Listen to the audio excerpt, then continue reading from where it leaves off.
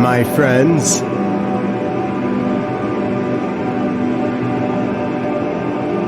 Welcome, brothers and sisters.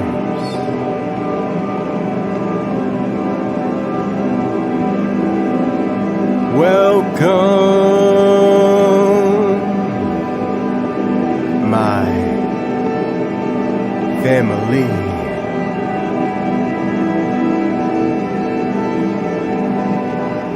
To a YouTube channel like no other.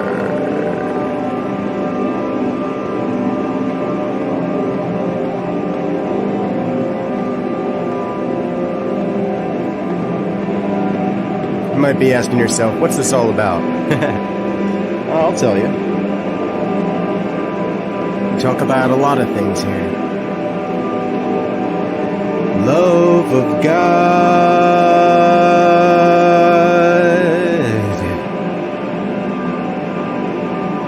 Love of art. Love of light. Love of connection.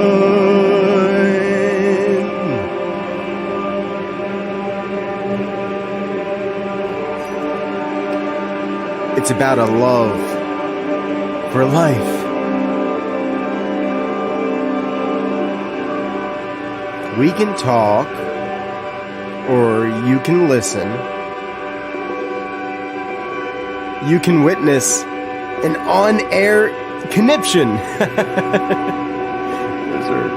Those are bound to happen if you watch long enough. Participation in the breathing community from feeling.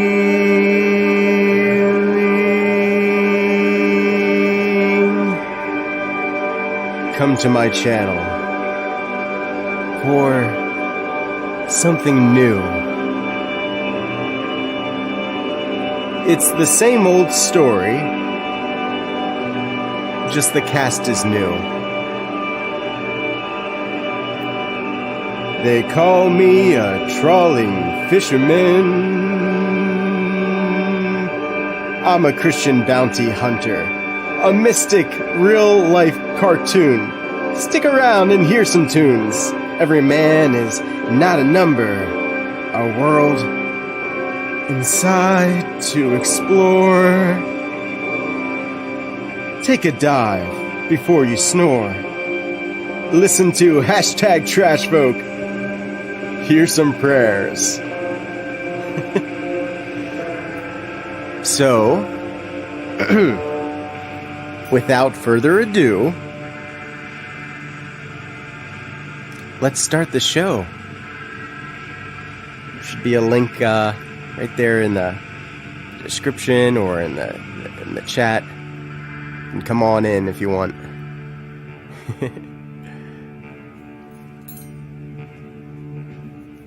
Here we go.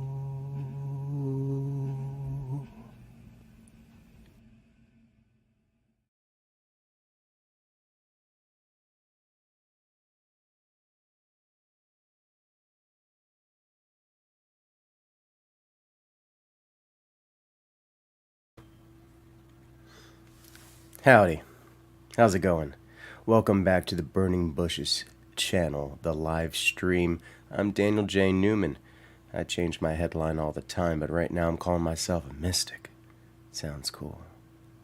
Today's Burning Bushes is titled The Ire of Israel. The Ire of Israel. Rolls off the tongue, doesn't it? On the Ire of Israel. Who is Israel? Who is she? And what happened to her yesterday? she was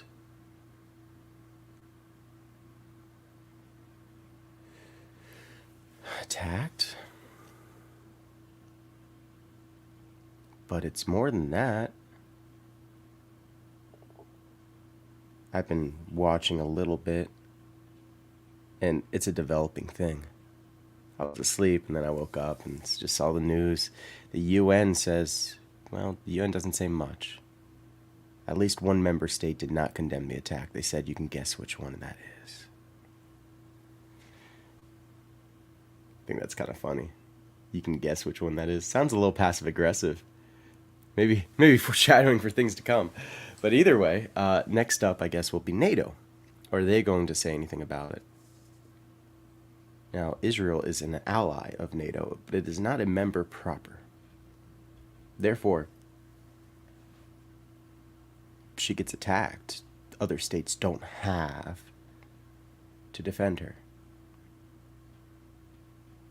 So then that leaves the United States. What do we do? Well, we got Biden as our president. Not the most pro-Israel person in the world, but he's not so stupid as to abandon Israel. And I don't think he will. It's not really up to him. America sort of has to do this. It's almost like a promise we made a long time ago. We had to stand with her. And what happened yesterday, if you look at how the Israelis are talking about it, something went terribly wrong. They're supposed to have a missile defense system. This is not supposed to be able to happen. What happened yesterday? And the fact that they lost territory is embarrassing. It's embarrassing. There's no way other than to say that Israel has been humbled like crazy. That Hamas was able to take their territory is just insane. I never thought that the day would come.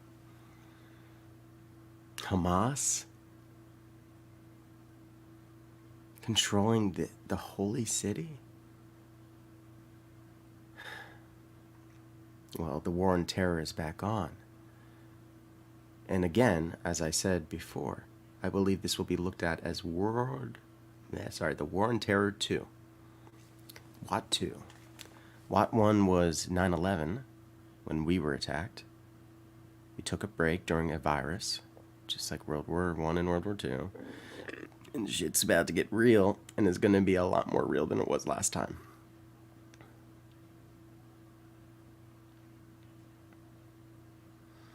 Americans are a certain way when we get attacked. It's almost something to behold. Like a Pearl Harbor moment, where we're like, oh my gosh, and we all kind of get together. But it's not like Israel. Israel kind of wrote the book on this, on how to be angry.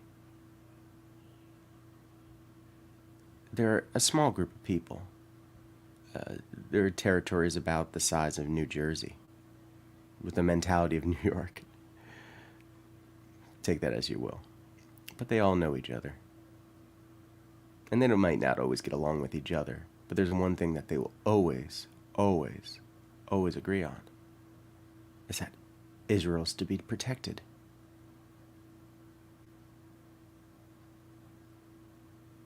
And it wasn't just her that was attacked. It was her people. It was her children. Her best. Her best were taken.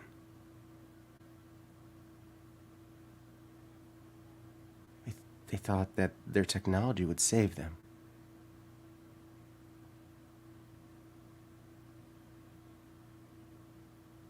And do I think that they'll turn back to their technology? Of course. This is what war is. War has always been about technology. That's how we get it, really. When we want to kill each other, we start getting smarter about how the world works so that we can do it better. Start really figuring it out. How do you undo it? How do you undo life? There's a technology to it. There's a technique. And so now we live in the internet age.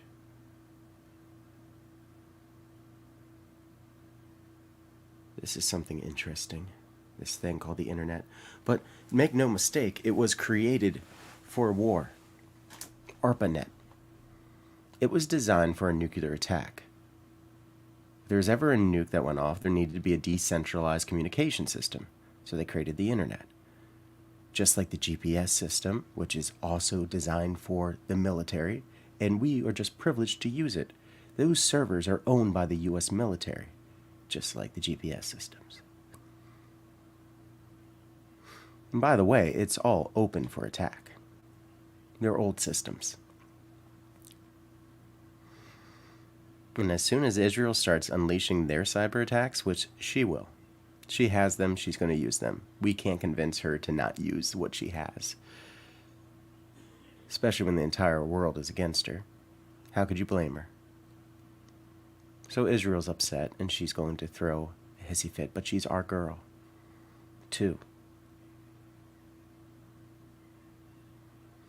And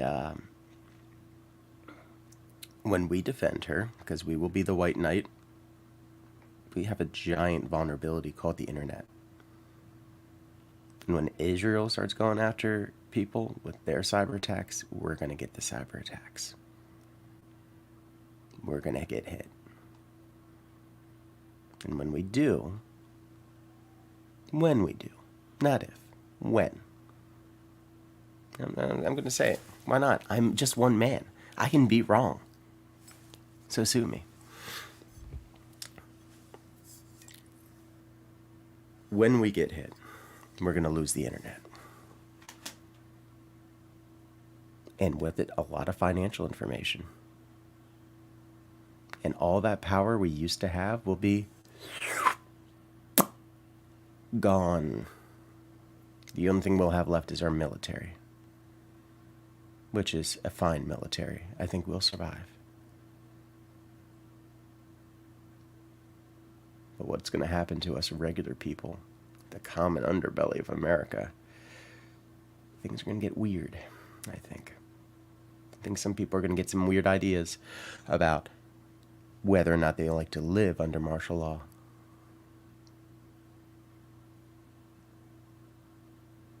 But what else are we going to do if you take out the internet, if we're at full attack?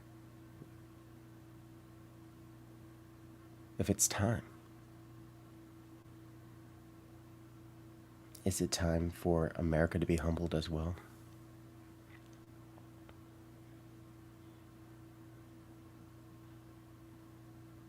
We enjoyed so much, didn't we? And I think it hurt us. The fact that we knew we were exploiting the world. The price of this hegemony, this new world order that Reagan wanted, that we'd control the world. We thought, well, if someone's going to do it, we might as well do it. Because we'll be better about it. And maybe we were. Maybe we were good. Maybe they'll look back and they'll say the American imperial system was the best imperial system. We were the kindest. We were a lot like the Prussian Empire, which is almost never talked about. But the Prussian Empire lasted a long time, and it was really kind. It really was. Laissez-faire. That's French, but to each their own was the Prussian motto. To each their own. But it didn't last forever. It lasted a long time. I think maybe, let me see. How long did the Prussian Empire last?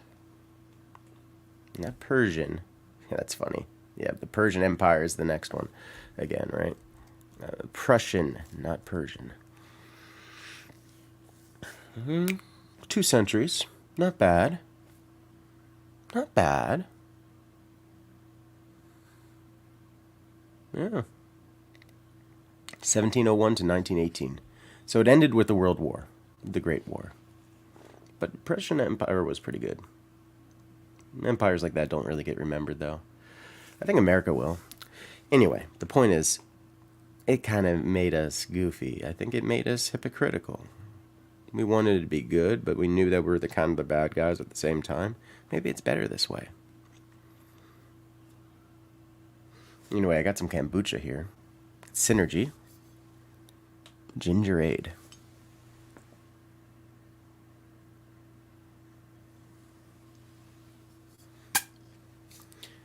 We're definitely going to have to look at some of the news updates with Israel at some point. I'm just giving it a little bit of time to cook. Kind of like this kombucha.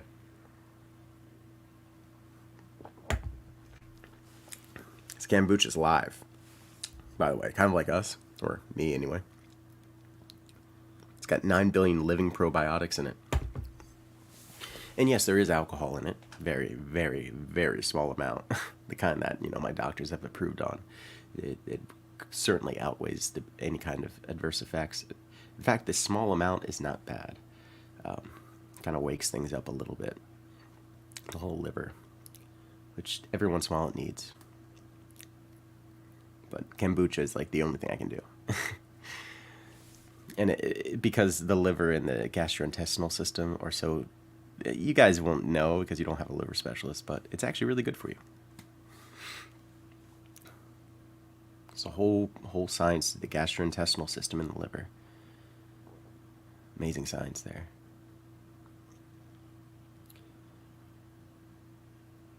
And I think one of the casualties of a war of this magnitude, which will probably at some point include cyber warfare, unless there's a miracle, is that we'll lose a lot of information. Excuse me. A lot of knowledge.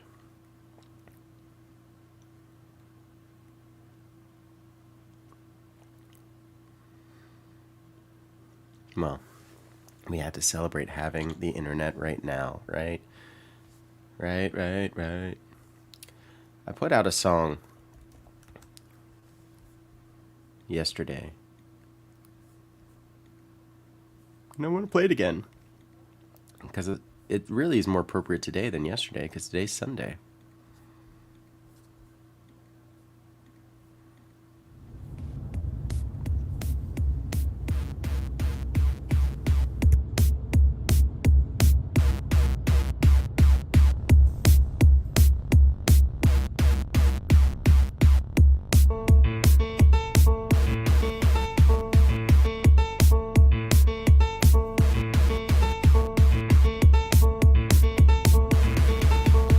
Christ is risen.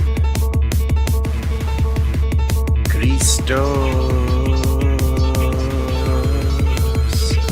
Anesti.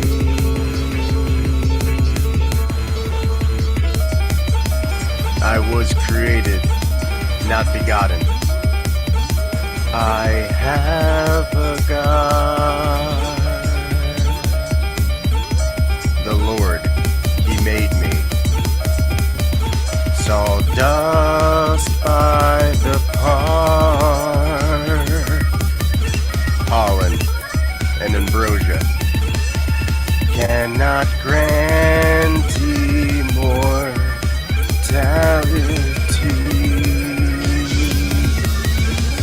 You can't earn what you were born with.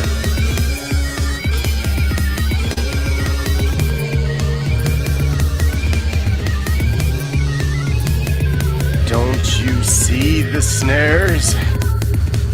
Deceit everywhere. Don't you see the snares?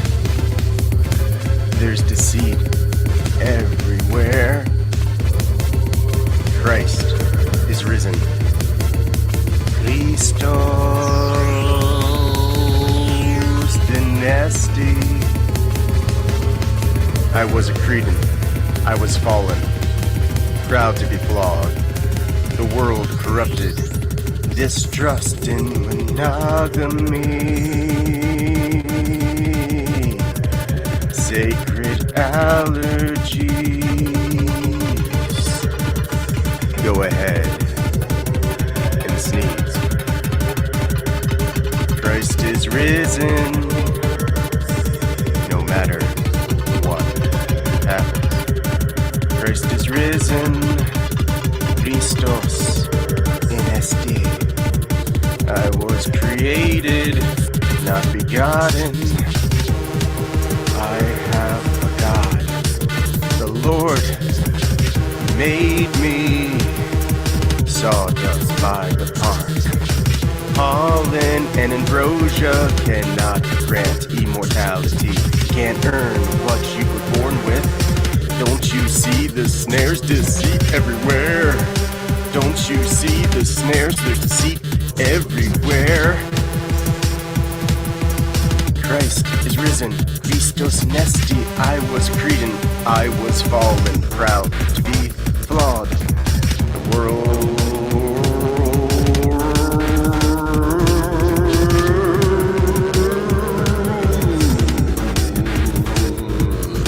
corrupted.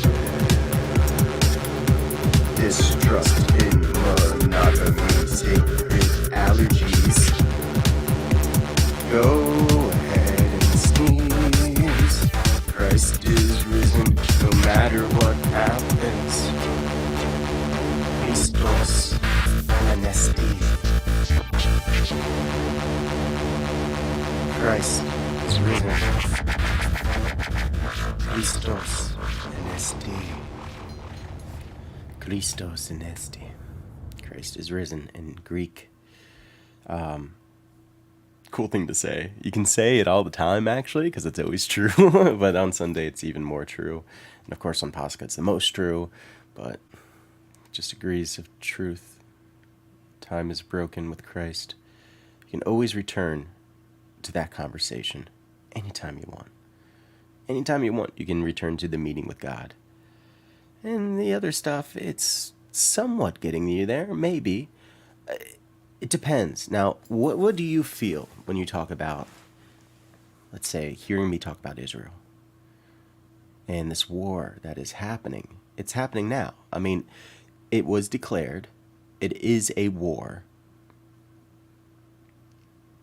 without a doubt. And what happened today, yesterday, and what continues to happen today is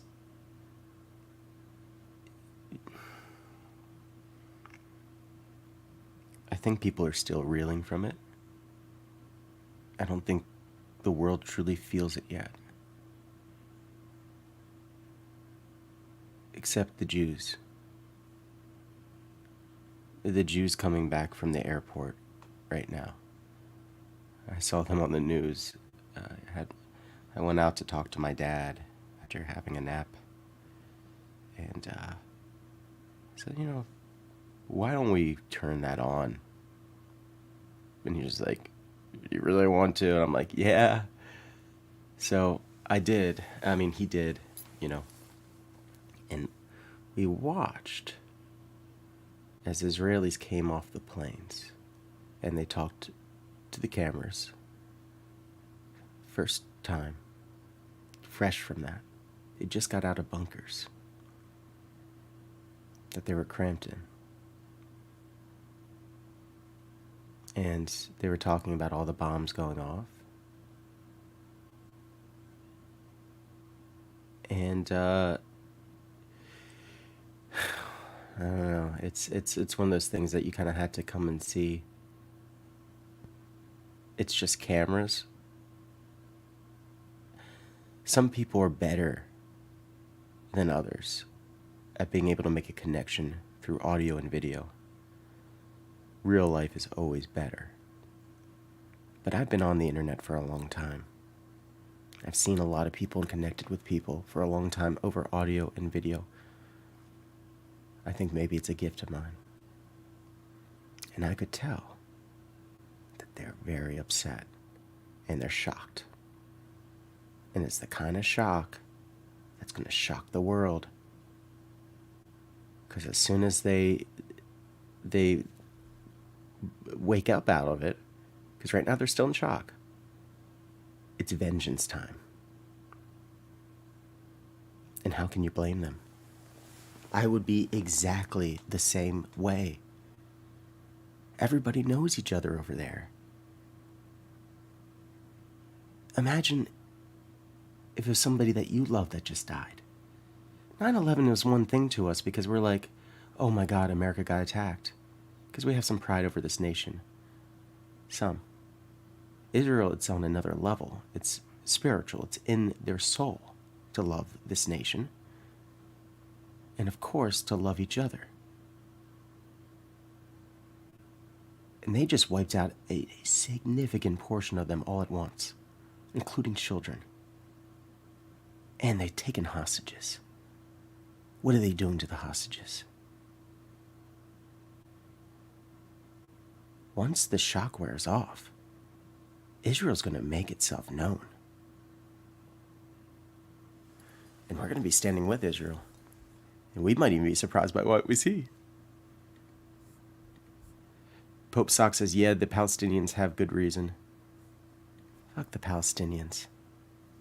Seriously. I am done pretending that they have some kind of stake in Israel like the Jews do. Islam came after Christianity, and they only won it because they learned about it from Muhammad. And Muhammad learned about it because of Christians. And then he was a false prophet who raped kids and started a war.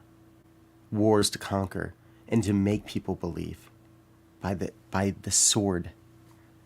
You think the Catholics are bad when they try to take back Israel? Yeah, well, they were just defending the pilgrims, okay?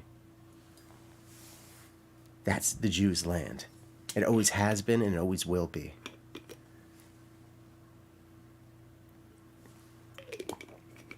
We're at war. I'm done playing games with pretending that the Palestinians should even be at the table. Israel stole the land because of a book. You're talking about the Bible, the one that the Christians made? Yeah, you don't know what you're talking about. God gave them that land. They got it from the Canaanites. Canaanites were worshiping a supposed God that wanted to kill children. And people were okay with it because they liked it. They liked getting rid of their kids. Easy sacrifice.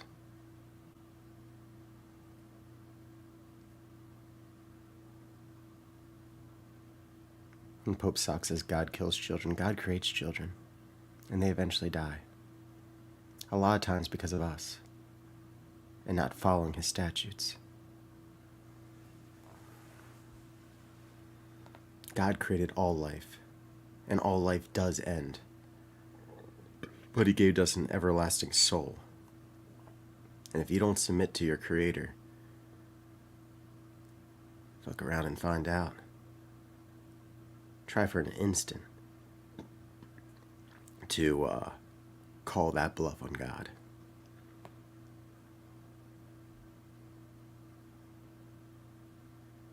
Stop whispering you're not Jesus. I didn't know Jesus whispered. I think he was quite loud. So loud that we're still talking about him today. Somehow the faith wasn't destroyed. Even under someone like Muhammad. Yeah. Antichrist is powerful, but he can't beat the church. Church better.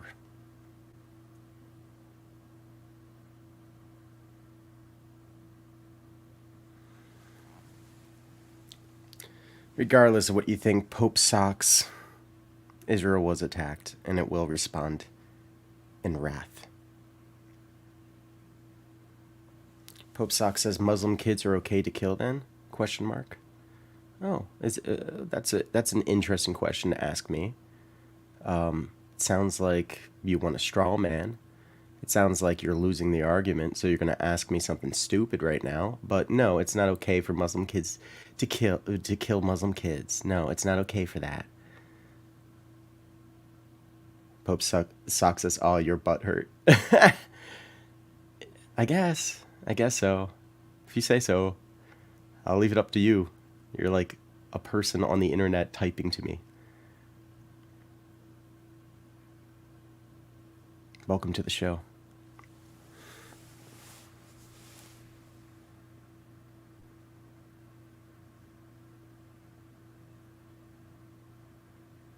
Pope Sock says, "You said it is." I said what? I said Christ is risen, that's for sure. Amen to that.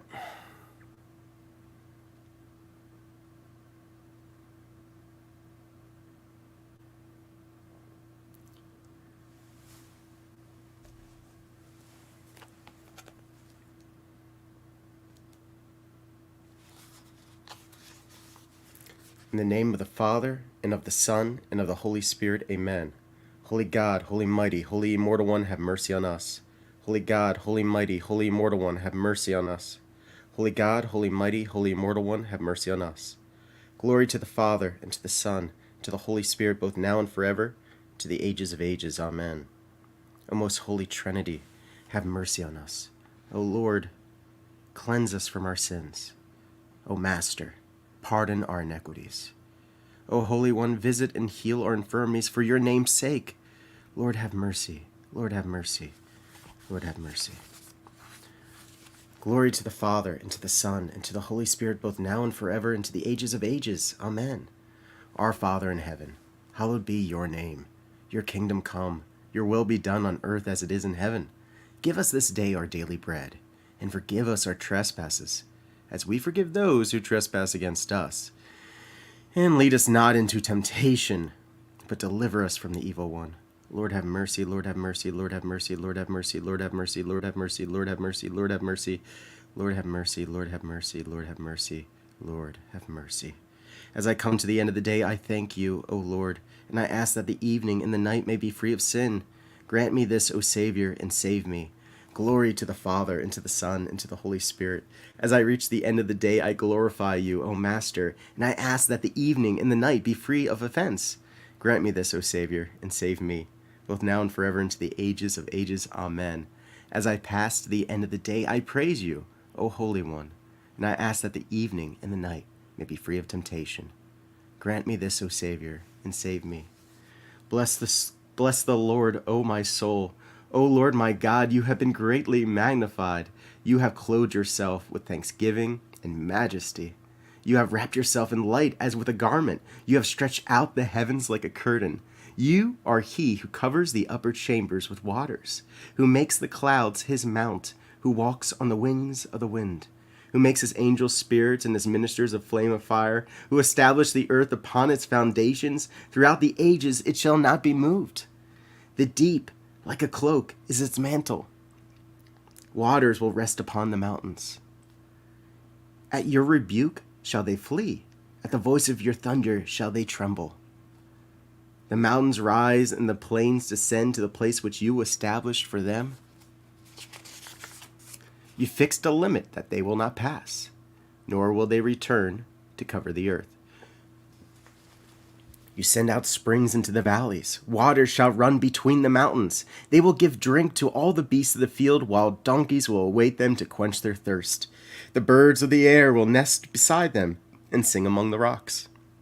He waters the mountains with his upper chambers. The earth will be filled from the fruit of his works. He makes the grass grow for the cattle and green herbs for the service of man, to bring forth bread from the earth, and the wine gladdens the heart of man.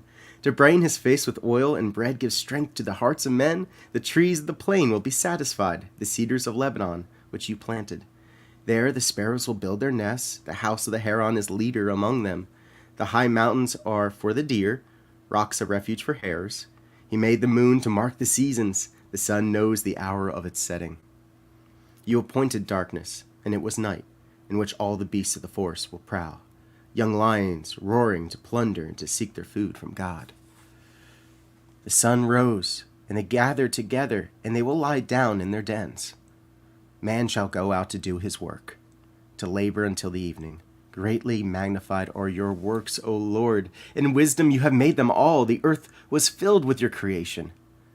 There is the great wide sea. There are creeping things without number, living creatures both small and great. Their ships go to and fro. There is that Leviathan which you have made to play therein. All things look to you to give them their food in due season. When you give it to them, they will gather it. When you open your hand, all things will be filled with goodness. But when you turn away your face, they will be troubled. You will take away their spirit. and they will perish and return to the dust. You will send forth your Spirit, and they shall be created, and you will renew the face of the earth. Let the glory of the Lord endure forever. The Lord will rejoice in his works. He looks upon the earth and makes it tremble. He touches the mountains, and they smoke. For as long as I live, I will sing to the Lord. For as long as I am alive, I will praise my God. May my words be pleasing to him. As for me, I shall rejoice in the Lord. Oh, that sinners would perish from the earth, and that the wicked would be no more. Bless the Lord, O my soul. Blessed is the man who walks not in the counsel of the ungodly, nor stands in the path of sinners, nor sits in the place of the troublesome. But his will is the law of the Lord, and his law he meditates on day and night. He shall be like a tree that has been planted beside streams of water, which bear fruit in its season, and its leaves do not fall, and whatever he does will prosper. Not so the ungodly, not so. They are like the chaff that the wind blows from the face of the earth. Therefore the ungodly will not rise in judgment, nor sinners in the counsel of the righteous. For the Lord knows the way of the righteous, but the way of the ungodly will perish. Lord, I have cried out to you. Hear me, O Lord. Lord, I have cried out to you. Hear me. Heed the voice of my supplication when I cry. Let the prayer arise in your sight as incense. Let the lifting up my hands be an evening sacrifice. Set a guard, O Lord, before my mouth, and a door of enclosure about my lips. Incline not my heart towards words of evil, to make excuses and sins with those who work iniquity. Let me not join with their elect. The righteous will chastise me with mercy and reprove me, but let not the oil of sinners anoint my head. For my prayer is ardent in the presence of their pleasures. Swallowed up by the rocks have their judges been. They will hear my words, for they are so sweet.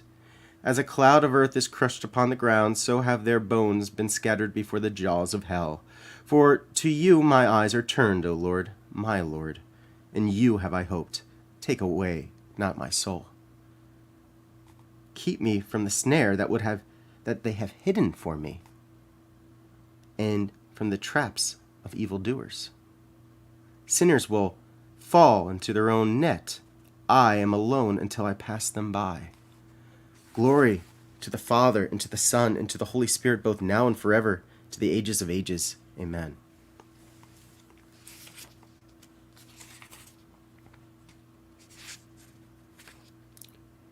O Lord, rebuke us not in your anger, nor chastise us in your wrath, but deal with us in accordance with your kindness, O Physician and healer of our souls. Lead us to the harbor of your will. Enlighten the eyes of our heart, that we may know your truth, and grant that the rest of the present day and the whole time of our life may be peaceful and without sin. By the prayers of the Holy Mother of God and of all the saints, for yours is the might, and yours is the kingdom, the power, and the glory of the Father, and of the Son, and of the Holy Spirit, now and forever, and to the ages of ages. Amen.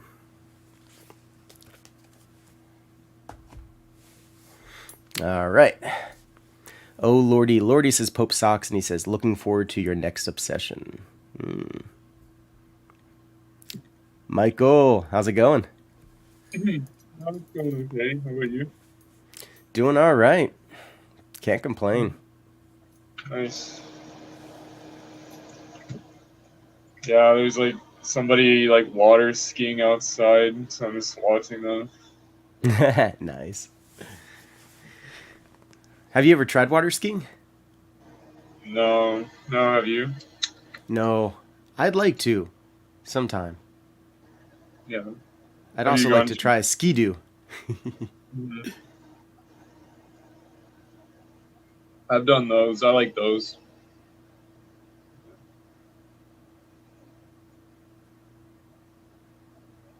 What you drinking? Is that a Nesquik? No, protein. Protein milk. Ah. You starting to work on that body? Yeah. Get bulked up for the apocalypse.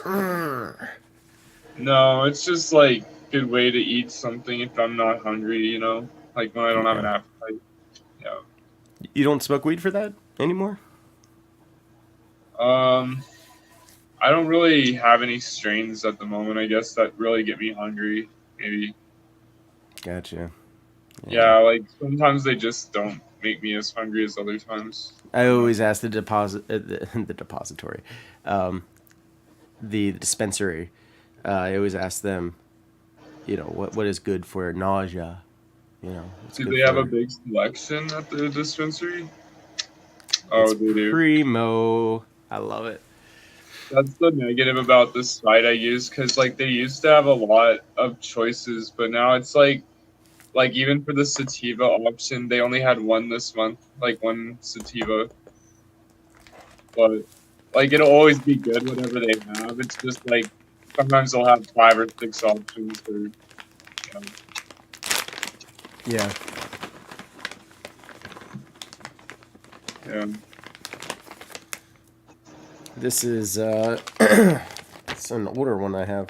It's called Jamona, grass Jamona. Oh, that looks nice. It has some purple in it. Yeah, it's got a little bit of some dark purples. What does it smell like?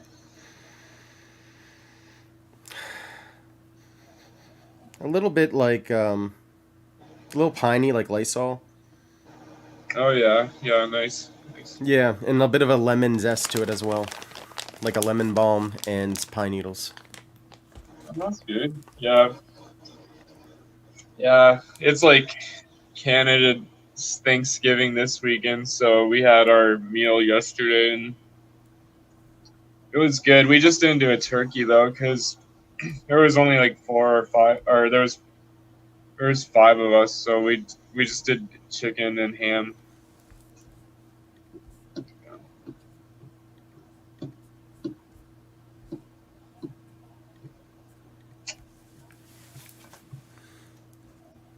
Chicken and ham. Yeah. So how you doing? Like, Uh, how you feeling? Good mood wise. Pretty good. Pretty good. Just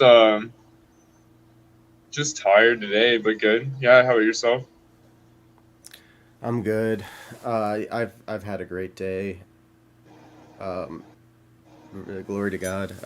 And when I got home, I slept. I was gonna go straight to the streaming, and if anybody was watching my earlier review and they saw me going, I'm gonna be right on. I did mean to, but I felt like I should probably go to sleep for a little bit, just take a quick little power nap. Yeah. Well, Sundays are a good day to nap. Yeah, especially because I woke up so early. Yeah, I've been Oh waking yeah. up real early lately.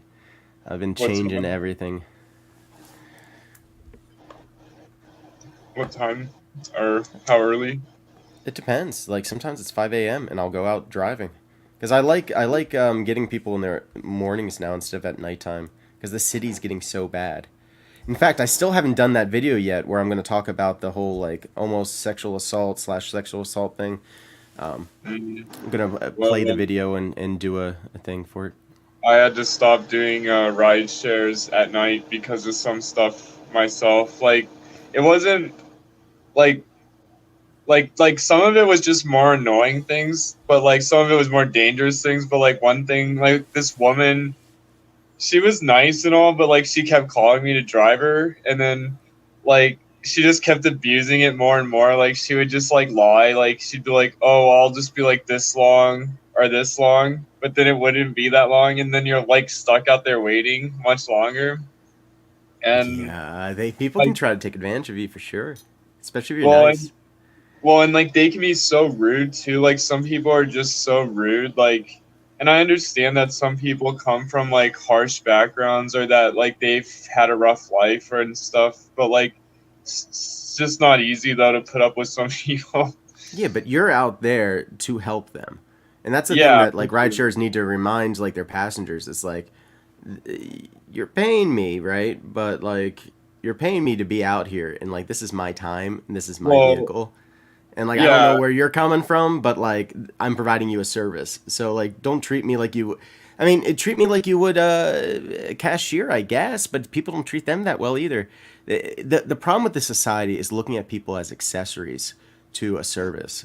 And like we're Well, actually human beings, you know, with feelings.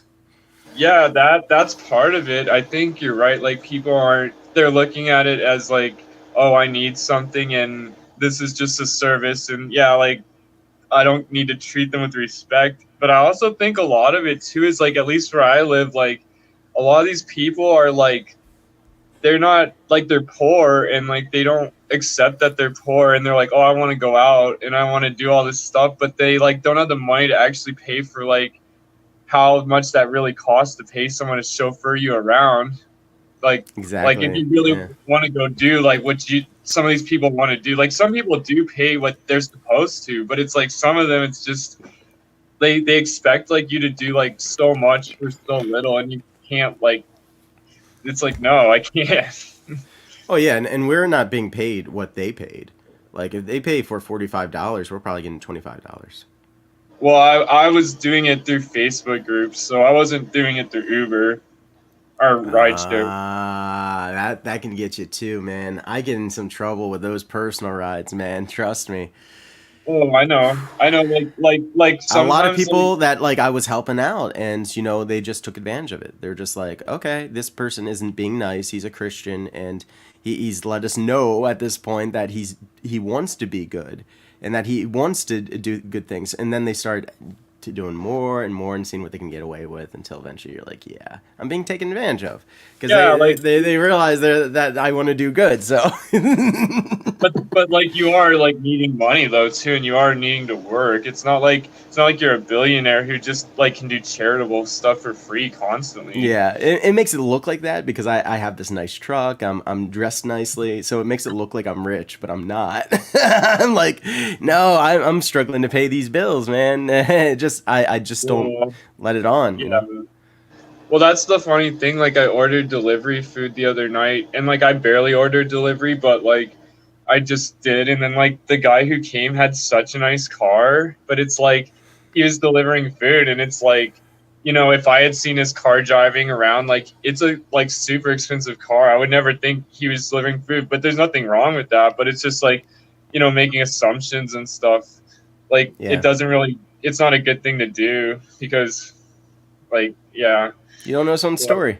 Yeah, like today, some like I don't know if you heard me talk about this, but I was at an intersection in York, PA, and I was praying. I had my head nodded, like nodded, but I wasn't nodding out. But I was at Right, a red right. light and I was praying, and somebody next to me thought I was passing out, and I was on trank.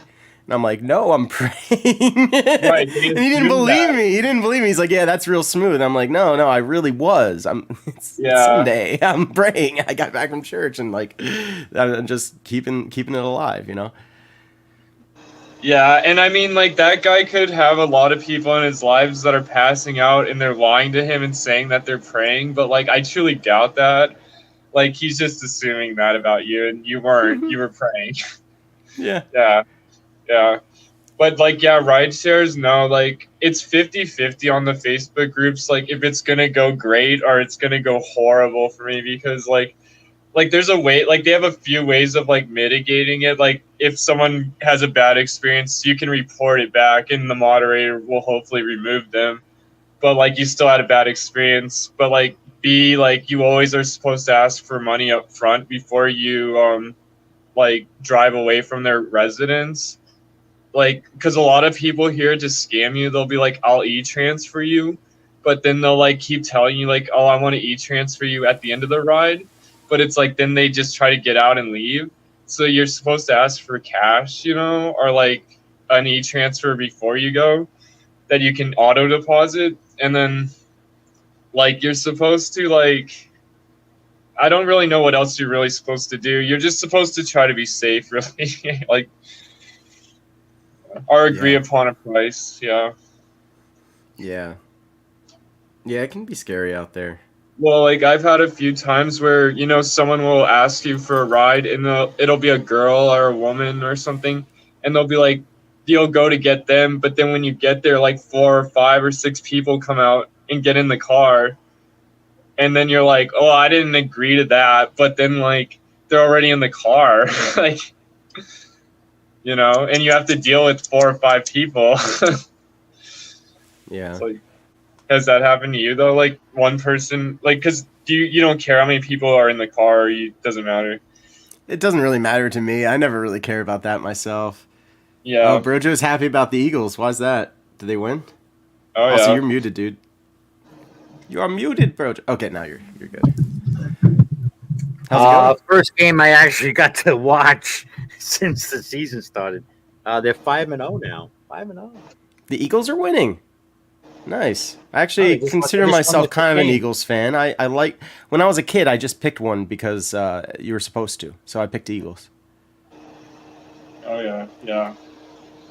Yeah, I just picked them because after I moved to Pennsylvania, I was like I was getting back into watching football. Try to get that interest going again, and I figured, all right, root for the Philadelphia. So that's what I've been doing. I'm not. You would think you'd go Steelers based off of where you are, but yeah. Oh no, I'm closer to Philly. Are you? I thought you were Yeah. closer to Pittsburgh for some reason. No. Yeah. That's on the other side of you. Yeah, That's on the gotcha. other side of you. Yeah, No, I think. I'm east. Yeah, I remember one time. I was going to a monastery. I'm like, oh, I could probably hook up with you, and I was just like, this is completely not where he is at all. No, you went up to Scranton, which is 45 minutes. Something like Yeah, it's not that that. Something bad. like that. That's where they filmed The Office, right? Or it's I think Yeah, so. yeah. Yeah, Scranton. Yeah, not such a great town, but it's all right. There's I remember about Scranton is the Masonic Temple is there, which is a really nice building. I actually saw the Blue Man Group there, a performance by them, and that was good, and the building was nice. Yeah, I've been in a lot of Masonic temples too. I won't go back in there anymore, but I used to back in the day. Yeah, they got nice buildings. Yeah, sure. So what's going on with you? Going on with me, I was talking about Israel because that's the topic of the hour, but also just talking about random stuff. Like Michael Hill and I were talking about ride sharing, and I had an experience where I was like basically like sexually assaulted. I mean, I don't know if it's really technically sexual assault or not. I mean, that's what he got. That's what he went to jail for. But like he was, I handled the situation I think pretty well. So I This actually is like you're driving Uber. it was Lyft. You're doing Lyft, Mm-hmm. yeah. and you claimed sexual assault. That's what the officer said that it is. Yeah, basically he was saying that he wanted to sun me, and I didn't know what that meant, and he kept touching me, and he wouldn't stop touching me, and eventually he started. You, Danny. I want to sing Yeah, and it was weird. I can show the last minute of it, but yeah, I was Was just he in like, the back I'm seat doing uncomfortable that? with this, and you keep touching me, and you need to get back in your seat, and like then he won. I thought he was going to reach for my pocket. But it was probably he in the something back? else. He's in the Either back way, seat? I stopped it from happening, and then I was just like, "You need to get out of here." He was in the back of my truck, yeah, He's in the back seat. Okay. and he just kind of kept getting all up in me. That's why taxis have those dividers. I would have been fucking hitting the brakes, fucking speeding up, letting fucking go. I was about to Like take when him you on a 30-minute drive, and I was about to get on the highway, and I'm like, "This is not happening. I'm sorry. Like, this is done.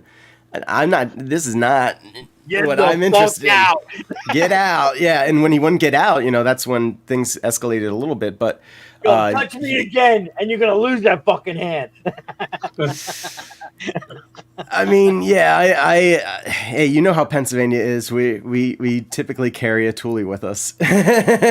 You definitely earned your pay. But you're not allowed to, though. You're not allowed to while you're doing Lyft. I don't know what their official policy on that is, but either way, the video doesn't show anything like that. All it shows is me telling the person to get out and ending the ride, which is appropriate. So they videotape the whole ride while you're. I have a dash cam. I started doing that when somebody tried to carjack me when I first started doing it. So now I have a dash cam, so I have evidence of everything. So when a passenger is acting like this, I can just show the cops and be like, "This is what he did." Okay. Yeah. Do you have a camera though that faces like forward and back, or does it like you have both ways? So okay. Yes, sir. Yeah. I have both. Just in case you it's get a an nice accident, one. you want to prove, if you want to prove that it's not your fault, you know. Yeah. Let's see what the Yeah. comments are saying here. Yeah. Bond's watching. Israel. It's going down over there currently. I know. It sounds like you should have stepped outside the vehicle and introduced him to your fans. I did, Bond. I got out of my vehicle and I took the keys with me, and he decided to pursue me, and Really? I ended that real quick. I'm not going to get into how I ended it, but the police were involved, and he went away in the paddy wagon, and I was fine. It was ruled that I was completely in the right.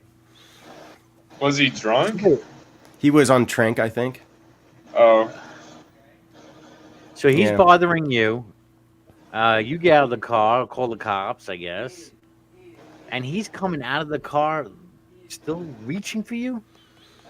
That's Yeah, crazy. it doesn't show all that. Here's the minute video. I'll just play it right now. Ooh, we're gonna get video, right? When did that happen? I Oh, kinda it's bully Wednesday. y'all. I try to act like, basically, you know what I mean? I sons you, like I'm your dad. And dad, your dad. You understand that Oh. shit now? You understand what I'm saying? What are you saying? Do we have a problem? So I'm gonna ask you.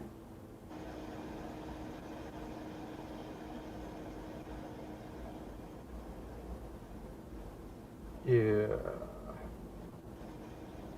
Can't see your You don't face have no though. problem. Man, you ain't gonna have no problem. Yeah, we do. Yeah, get out of my vehicle. Why would we have a problem? I don't know. I don't dig this. No, Uh-oh. I've never It's had a him. problem with you. I've never had. Oh, a problem. man, this is Why would you horrible. do that? Yeah, I've never I'm not had digging no- this. I've never had no problem. I'm with sketched you, bro. out. Get out of my vehicle.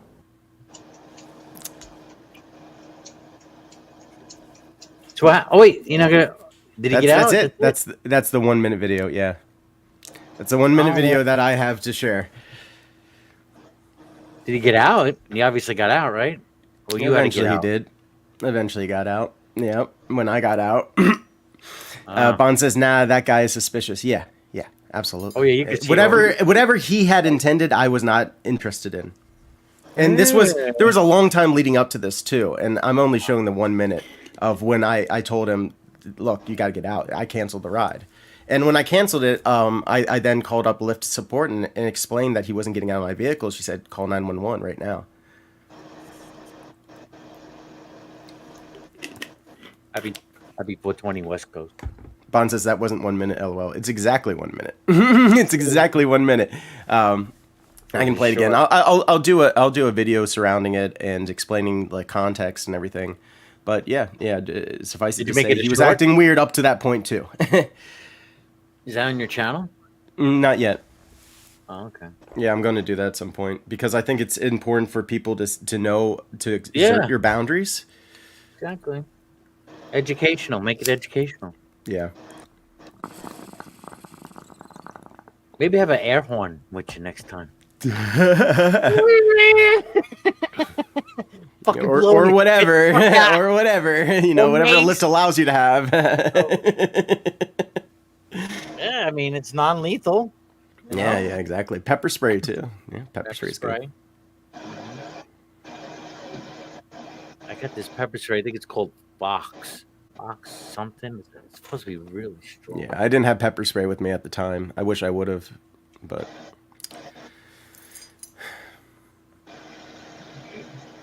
That's why you need like the cabs had the fucking dividers in New York. They have the fucking dividers. that'd be nice. Yeah, but You're yeah, gonna be driving around a paddy wagon though. yeah. If somebody's not respecting your space and you're about to get onto the highway for 30 minutes and they've been doing that constantly and they keep forgetting that you told them to get back and stop touching me. Yeah, it's time to say, okay, this guy's on drugs and he might not even remember that I told him to stop touching me, but he keeps doing it. I don't like this. Yeah, can tell dude, he could be having like what's the movie where like they all pass out in Vegas moment. He could be just blacking out. Yeah. I think drugs were definitely related in that. Oh yeah, you know. could tell over his face. You could tell right away. Yeah. I can see it. Was this like a week? Oh, it was like a Friday night this weekend? Sorry, say that again. Was that this weekend? That was Wednesday. Yeah. Wednesday night. Hump day. Yeah. Yeah, that's some like I don't know. I don't know. I guess depends what area you're serving, but you got to ask yourself. It was kind of 19th Street. I don't know. I don't know. Yeah, you don't know area. Harrisburg that well. Yeah, it's not a good spot. You got to ask yourself, is this kind of shit worth it? Or just take calls from like decent neighborhoods. Yeah. Exactly. I think using discernment more. That's something even my father, my spiritual father, said. He was just like because leading up to that, I was asking people to pray for me. Because I have a group chat that I sometimes send out messages to, and I'm just like, I got a weird feeling, because the passenger before that was telling me he worked for Rite Aid, and he said some of my customers are coming in and saying that there's people with guns walking down the streets and they don't know why, and like just to stay away from that area. And I'm like, that's weird. And he's like, yeah, I know. I don't know what's going on with the city anymore. And so I was just like, man, I don't. Yeah. This is my city, and. Yeah, I was just like, man, I don't feel good about being out here tonight. But I already accepted the trip. So then he was like here I'm going into the context, but like I went there, and there was like maybe 2 minutes left, and I sent out messages like, oh, this is my vehicle, I have my flashers on, doing all the things I normally do. And then there's like 2 minutes left, so I call up the number associated with it. I'm like, hey, what's going on? You're not here yet. I'm right at the pin, and it was the guy's sister. And she's like, are you there? Are you at the right address? And I'm like, yeah, I'm at the pin. This is the address. And like, this is what's around me. And she's like, well, he's looking for you. He can't find you. And I'm like, all right, well, let me see what I can do. And so I pull out and I see he's just wandering in the streets like this, looking around. And I'm like, hey, buddy, are you Doug? And he's like, yeah. I'm like, this is Doug, huh? And she's like, yeah, that's Doug. I'm like, all right. Doug, are you okay to be driven? Because I could tell he was probably like on drugs, but he was adamant. He's like, I paid for the ride, I want the ride. And I'm like, all right, come on in. And then he was just like, I'm going to son you, and just kept going on about how he wants to son me. And I'm like, I don't know what that means. Can we talk about something else? I can play some music, And he said, like your daddy, like your yeah, daddy. like your dad. Yeah, when he looked into my eyes and he says, "You got a dad, right?" Like that wasn't in the video. That was like leading up to it, and I was just like, "This is fucking weird. I don't like this at all." But like, I'll keep feeling it out, until eventually I was just like, "Yeah, this is a no-go situation. This guy keeps touching me, and he won't stop, and I'm not going to do a 30-minute drive on the highway with him." I would say you want. He had a teardrop tattoo, man. So he killed someone before. Oh god, yeah. Yeah. He's some kind of jail guy that goes to jail a lot. Probably. You guys get a profile? Do you get like a picture of who you're picking up? A name a full name and. Not a full name, no. You get a picture. You get Just a picture. nickname. Yeah, picture and picture, whatever they put as their name. A picture, at least, maybe you could do a reverse Google search, image search. Yeah. I don't have to worry about that. The police took care of him. In jail now. Yeah. But I would say I want double my rate of going to a bad neighborhood. Yeah. Bond says you might have almost Or got even put after into the sex third time trafficking. of night. I don't know, man. I hope not. But either way, it didn't happen. Glory to God. Well, I'm glad you're okay. Yeah, me too. You're really finding some winners, huh? It's always an adventure. Hope it's worth it. Well, there's so many times when I'm with a passenger and it is so worth it, because you never know when you're going to be meeting somebody, what intersection in their life. There's going to be bad people too. That's true. And that's just how it works, And you might be in a position to lift somebody up, right? Yeah. Or they'll lift you up. Exactly. Yeah. Well, you hear some story and you're like, oh shit, I thought I had it bad. Sure. There's plenty of that. Yeah. Right? You don't have it as bad as that guy who tried to fucking send you.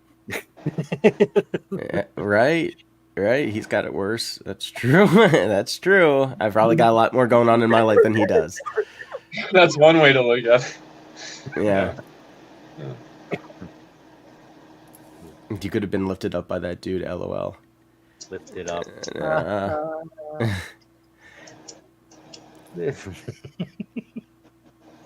Nah. You just gotta hire a bodyguard to drive with you. Just kidding. I'm my own bodyguard. He was just trying to help you get ahead. That's terrible.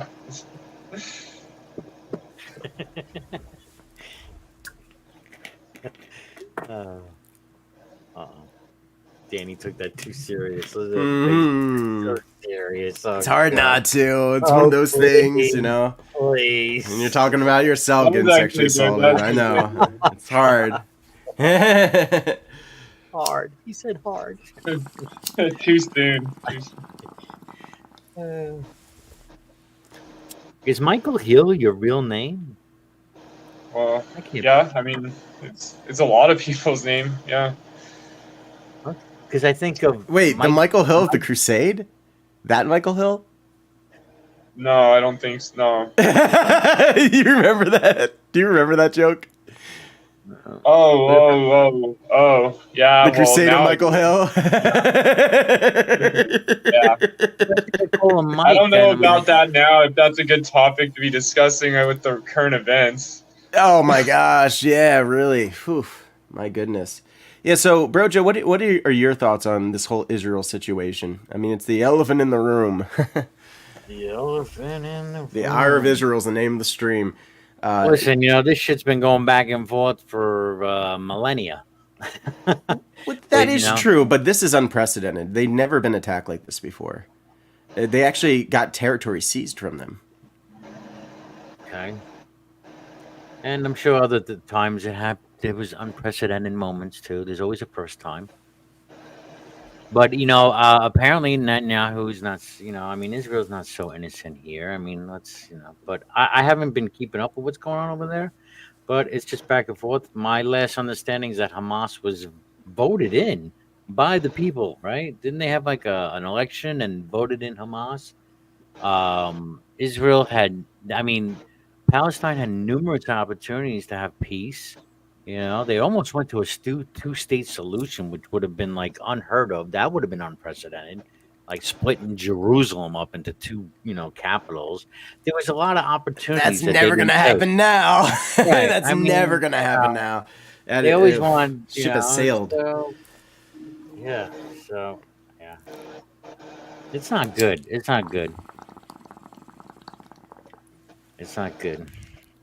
Bond says, get ready. Yeah, so I think the UN said that they're not going to do anything about it, basically. So it's up to America, and I don't know if NATO's going to get involved. They probably won't. Maybe Britain will. What, with Israel? Yeah. No, NATO's not going to get involved. No, they're not going to get involved there. I don't think so. So it's just the United States and Israel, then. I think just Israel. I don't think the Israel United States just do anything. handle Man. it. Let Israel do it. Let Israel deal with it. Do you don't We think have we a should lot stand of with financial Israel? support anyway, and like armaments. So Oh my goodness, Lord have We mercy. give them money. We give them like what, $5-6 billion a month, I think, Israel for freaking aid or what, military, whatever it is. We can't not help them, Brojo. What do you want to do? Send military over there? I don't know Whatever if they need want. us, though. Yeah, their army is they are very well qualified. Yeah, they're pretty capable. I mean, obviously they weren't capable yesterday everywhere, but like that was partially due to like I think they said it was a national holiday, and like a lot of those areas that got attacked had a lot of reservists stationed, and yeah, they did fuck that up. But I mean, overall though, like I think they'll be Something able crazy to. happened because they have a missile defense system that's supposed to stop this from happening. Well, they actually used a lot of drones to knock out a lot of stuff with like dropping them on a lot of like radar and stuff. Listen, they have the capability of freaking just Hamas did drones? Where'd they Listen, get the Oh, drones that's been from? going on in the Middle East for a long time. Danny, They got those Israel from has Iran. Israel has the capability of freaking flattening out the fucking Gaza Strip. All right, they Yes. have that, but they're not going to do that. Do you think does Israel want to be the cause of a Holocaust? Think of the irony.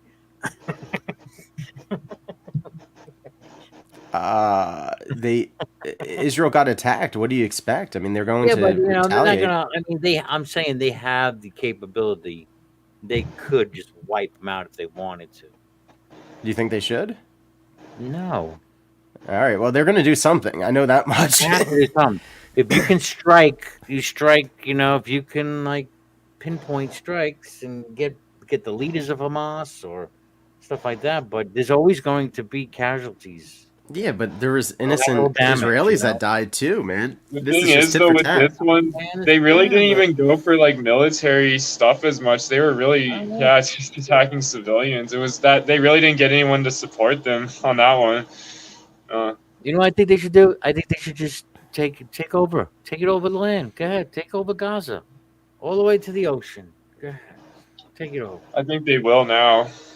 Just take it over. Take control. You could do it without taking a lot of life. Bond says we should get involved. Serb No, I made a think we good should. point yesterday. The last few times we didn't get involved, world wars broke out. LOL. Maybe they can Interesting. send some special forces. I don't know. This is going to be a world war. The war on Wait, terror too. wait. We did get involved. Then we get involved in Ukraine, and now we didn't. We could be the cause of a world war. Well, Ukraine was Yeah, stupid. so We need to I get don't know our about priorities that set point. forward. It's time to pull out of Ukraine and help Israel. Jenkum says, this is a joke. Hey, Dan, what's the difference? Here, where's my banner? This is the comedy. Hey, Dan, what's the difference between a chickpea and a garbanzo bean? I've never had a garbanzo bean in my face. Tee hee hee hee hee. Bond says it's going to snowball. Be ready. Build a dome around America. Well, I think we're going to... So this is my theory, is that Israel is going to be mad, and they're going to attack back using what they have, which includes cyber warfare. Because I'm pretty sure Iran is going to probably get involved here, too. And once the enemy sees that Israel used it, they're going to start using theirs, and guess who they're going to target? America. Because we have a very weak system.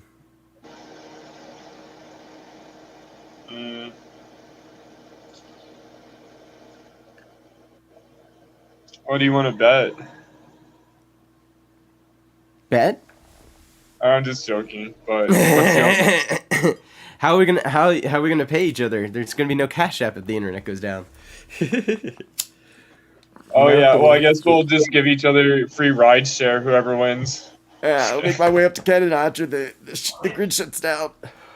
Yeah, 100 free rides. Bro, America's gonna have to be pretty desperate if they want to draft me.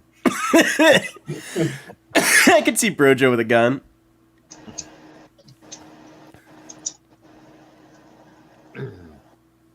Man,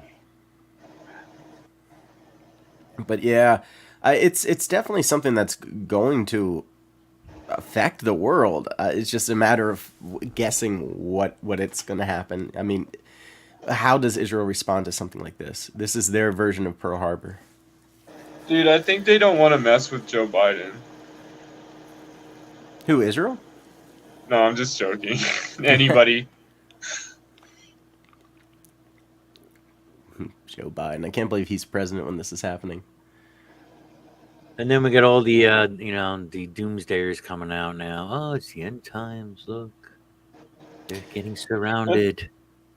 Oh, is there? Are they? Or what? Why? What, Oh, is there biblical people do stuff about that. this? Anytime there's an attack on Israel, you hear it. Oh, look, Well, it's the end times. We Cheating survived comment. The Y2K. end times, We can baby. survive this. Yeah, well, that's what life is like too. We survive all the things until we die. I mean, they're certainly not gonna bomb Jerusalem. That would be self-defeating, right? That would ruin Christmas. I I mean, think you it got would Muslims ruin there. You have Christmas. the golden That's- dome. You have the dome, and Yeah. Oof. If Jerusalem gets destroyed, what happens then? ooh. Then you could build your new temple and hopefully the Antichrist will come and then usher in Jesus and all that good stuff. Is that That's what a is said lot in the of Bible? ifs. I mean, this is like stuff that I've heard. Yeah. I just wonder, is that in the Bible? It's in the Bible. Well, It's on the last interpreted, page. some interpreted that a new temple has to be built. The third temple, the third temple, Okay. and apparently the Antichrist will I don't know, be in that temple or reign in that temple. This is like what some people believe, something like Right. that. Interesting. But to build a third temple, the Dome of the Rock is there though. That's the Muslims' holy spot where apparently Muhammad rose to the heavens, and that's in the same spot overlapping where the ruins of the second temple are. So they So they'd couldn't. have to destroy that first. They would have to get rid of the dome, which that's not going to happen unless you want to have war there. We already have a war. But They attacked Israel. What do they like? They're gonna eat that. That's what I would do. Hey, if I was petty and I was like Israel, look, Israel is a bitch. She is. She's a bitch and she's angry. What would I do? I would take something that they like, and I go, pew! All right, you want to play? You killed our people. Boom! It's gone now. We allowed it to stay there until now. We're taking it away. is that what Jesus would do? It's what Israel would do. Jesus wasn't Israel, that's for sure. Dude, if you go on Reddit, there's a Reddit called Combat Footage, and there's a ton of combat footage from Israel from like the last 2 days of them doing airstrikes and all this shit that's happened. Like, it's all on there. You can just check it out. Like, they've done You gotta be like careful, though. That could be some old Hamas was- footage from old war footage. yeah, That's what I'm yeah, just- yeah. Just saying. But like Hamas actually tried to come in on speedboats, and like some of them got like fucked up by some pretty big naval warships, like The last at war. sea. Let's get him on speed. Hamas. Jesus would drown them all. Jesus I would don't drown know. him. I don't know. Jesus is the physician. I'm not exactly sure what Jesus would do in this I situation. mean, they're right by the ocean. They could just, raise the waters and just wipe out that part of the Gaza. Yeah, They're the enemy of God, No, and then they can Jesus just come did. in I don't know what he would do in this situation. What would Mary think? Mary would be sad. Mother Mary is sad. She's still alive. Jesus, did I raise you like that, Jesus? I didn't raise you like that. Yeah, what would Jesus do? More like, what is Well, Jesus it's the doing? Holy Land. Still It's alive. just like the least holy place. I don't know.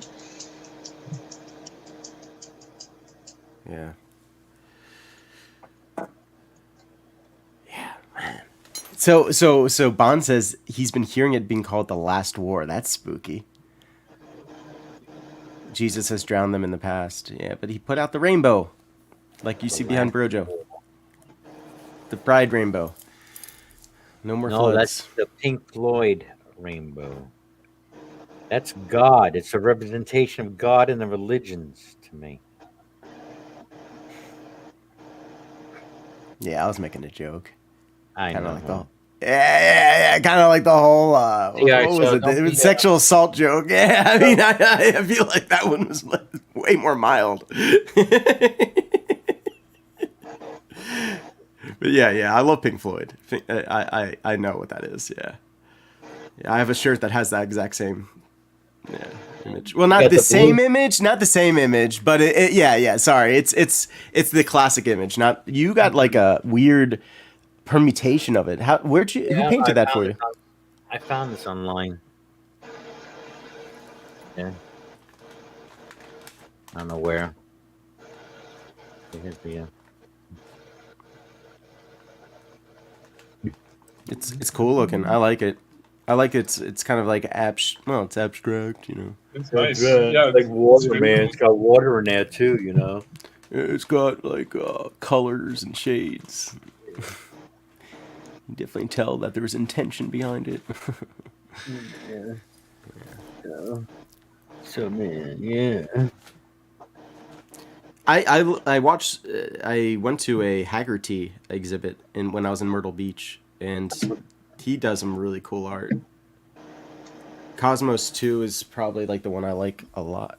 Yes, I'm assuming he's an artist. Yeah, you know these artists. You know how they be.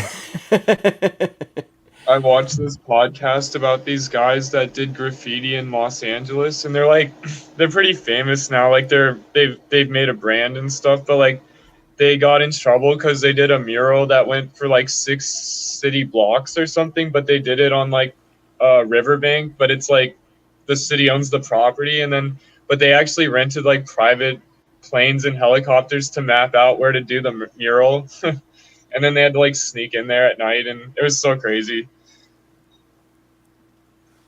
So what you're saying is they were trespassing. I'm not Yeah, good, but this Boardwalk. was What the fuck? back in like 2005 or 4, and That this do is look all like good shrimp. That do It's look all- like good shrimp. Yeah, so these shrimp here, and I'm sorry to cut you guys off. I had to say because I brought it up. Literally brought up the picture. That black on the shrimp there, I think that's from the oil from BP. Jesus. Yeah, and you can tell the shrimp don't taste as good anymore from that area. And that was Myrtle Beach. That's not good. No, That's it's not. Just come in, take a toke with y'all. Hell yeah! How's your Sunday What going, Daniel? What's up?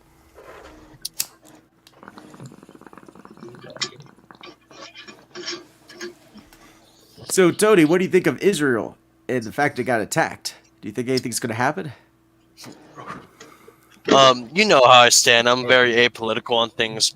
I don't have enough information on this like certain subject to like make an opinion on it. So shall hold until I do a little bit more research. But like I said, I stand very apolitical on most things. Well, it's a war. What do you think about wars? I think wars are bad. You know, I think wars are They typically bad. I end don't up in like wars. bad things happen in wars, yeah. Right. I think everyone can agree with that, you know? Yeah. And that's the kind of like, I guess, is the place to be at then. You know, if you're apolitical, it's like, this is a war. So what's going to happen next? Not from a political perspective, but just from a practical perspective. What is going to change about this world now that we are in a war? Right. Very, very good questions. Mm-hmm. I think there's like over 10 wars going on at all times, though, like in the world, usually. Yeah. It's not every day Israel gets this attacked. I mean, it's the first time ever, actually. I have seen a lot of stuff on Twitter. Yeah. Yeah, Israel's pretty pissed off. Yeah.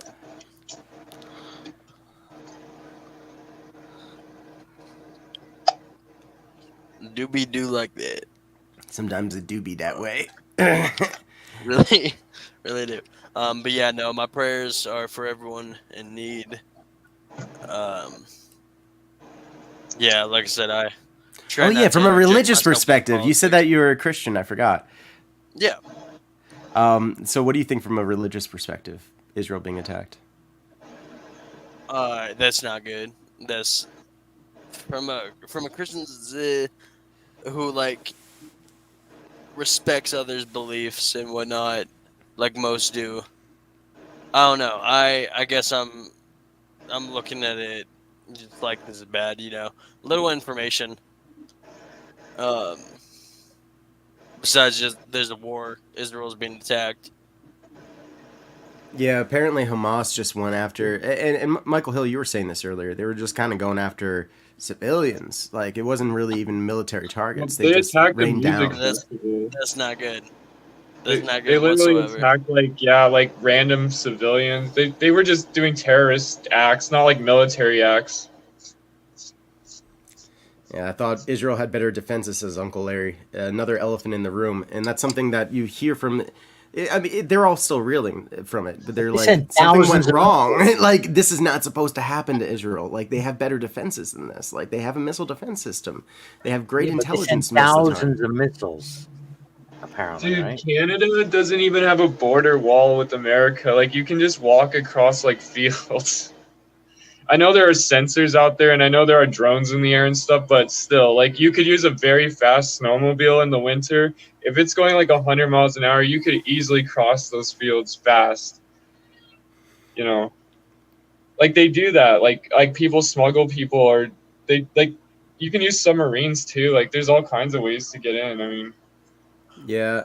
I mean, it's like with 9/11. Talking to people about it, when they're like, "This is the way that the towers went down," and I say, "Well, it was designed to be hit by a plane, right?" And then people will say something crazy to me like, "Well, no, it was meant for the internal structure if it got attacked that way." I'm Yeah. like, "No, no, no, no.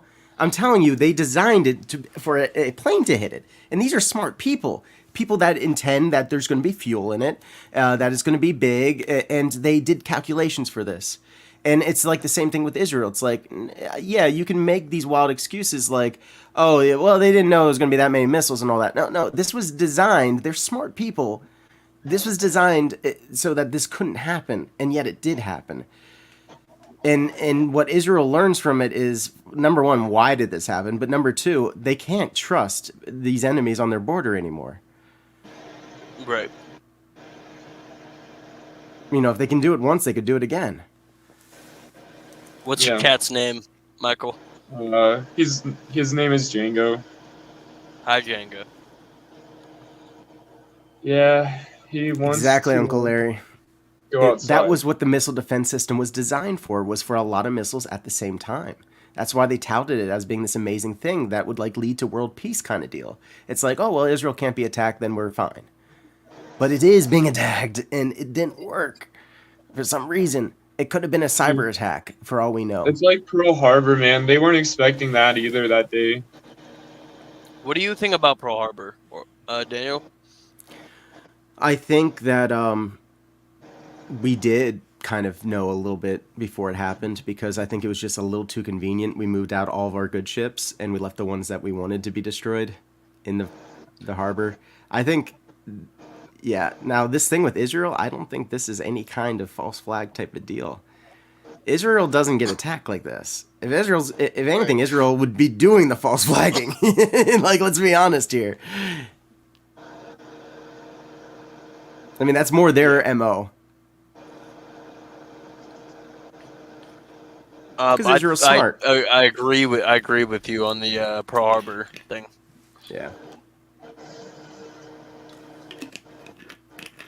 Yeah, we knew like a day before it happened, I think, because they declared war, and the way that we put it is, oh well, communications were harder back then. It's like, no, they weren't. No, no, you had light speed. Yeah, no, you could tell someone in a day. And in fact, they did, because they moved out a lot of those ships for no reason at all. They're just like, oh, it's time to move out of here. It's like, okay.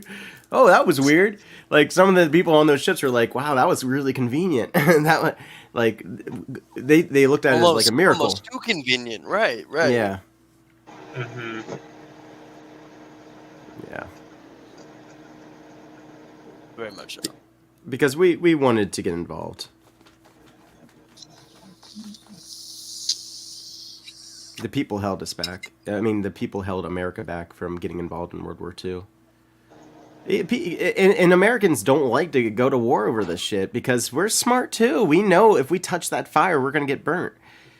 So sometimes, like, we got to be pushed into it.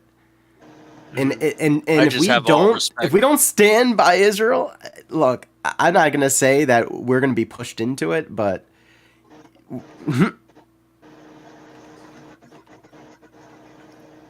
right. I'm not going to say it. I won't say it. I won't say that some kind of false flag thing could happen so that we do get involved if we don't just decide right now. But either way, we're going to be standing with Israel. We're getting roped into this. There's no ifs, ands, or buts. Yeah, possibly. Right. I will say I have the utmost respect for anyone who does fight, so I can live comfortably in my country. Because I'm not the person that want to go and fight. Right. I'm not the person who want to go to like gunfire. Me neither. You know. I don't want that experience under my belt. Yeah, right. And then when you hear people, I mean, excluding younger people, right, who are like kind of like, I want to like experience that. It's almost weird, you know. Mm-hmm. Yeah. It's like, do you not like life? You realize what's Right, gonna happen? right. Like we're gonna lose all this yeah, I mean, convenience. unless it was like really self-defense and like they were really just like doing it to like give of themselves. But yeah, other than that, yeah. Yeah, I think you'll hear a lot of that sentiment that we heard earlier is just like, or like Brojo, you were saying it. I don't know if you're still here, but that they can just do it themselves. Let them handle it. Because we don't want to get involved in this shit. Because it's a world Yeah, I war. think, yeah, they're more than capable. Israel. Well, we're involved already. I mean, we've given them money and armaments.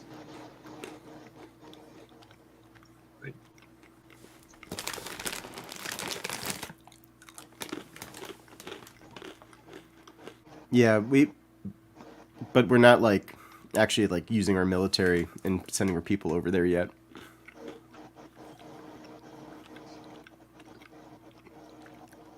I know it's all really early to be talking about that kind of stuff, but when territory is taken over, it's just a brand new set of rules. It's not like just a missile attack. It's like they actually invaded and took cities, and they're still fighting over these cities right now.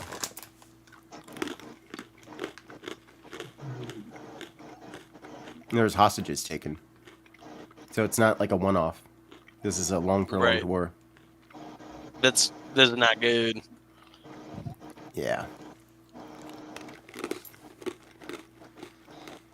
And when Palestine starts getting beaten down, which they will, Iran's going to step in, I'm sure. And they're going to say, this is a humanitarian crisis.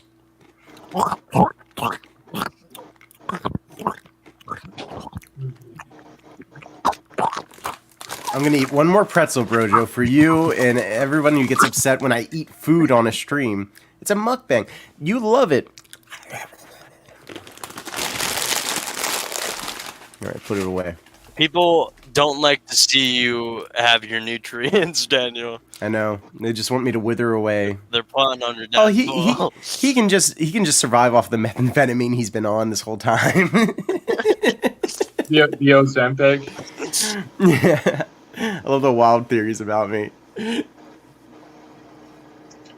See, At like least- meth, I would never jump to that far. That's Oh, a lot of people did. Yeah, a lot of people were like, "Well, he must be Really? on methamphetamine." Yeah. I feel like You're on meth, Dan? I didn't know you were on meth. It's one of the myths Yeah, about me wild. That bite your in meth. some communities. Yeah, I'm like a legend, dude. I live in people's heads. I'm multiple characters. Orlo sure lives in my head. Oh, I thought they were saying you Orlo's love wrangling math. down here. I thought they were saying, That's why he's here. Dan, What's I that? thought they were saying you love math. Math? Oh yeah. Well, I you know me and Logic, dude. We don't get along. The Logic? Who I is she? know. I know you've thrown reason all out the door.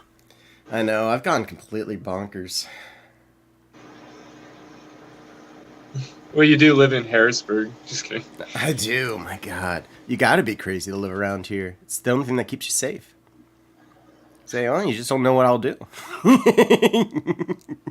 So, what is Halloween like in Harrisburg? I don't know. I was talking to some passengers about like dressing up, and they thought it was a bad idea. They're like, that might get Really? you shot, and I'm like, oh, really? They're like, Whoa. yeah. I'm like, Well, man, just it wear sucks. bulletproof vests then. You really think so? like I don't want to. I think that would be fun. Not getting shot, but being, dressing up like the Joker and be like, come on in. Do I look like a clown with plans?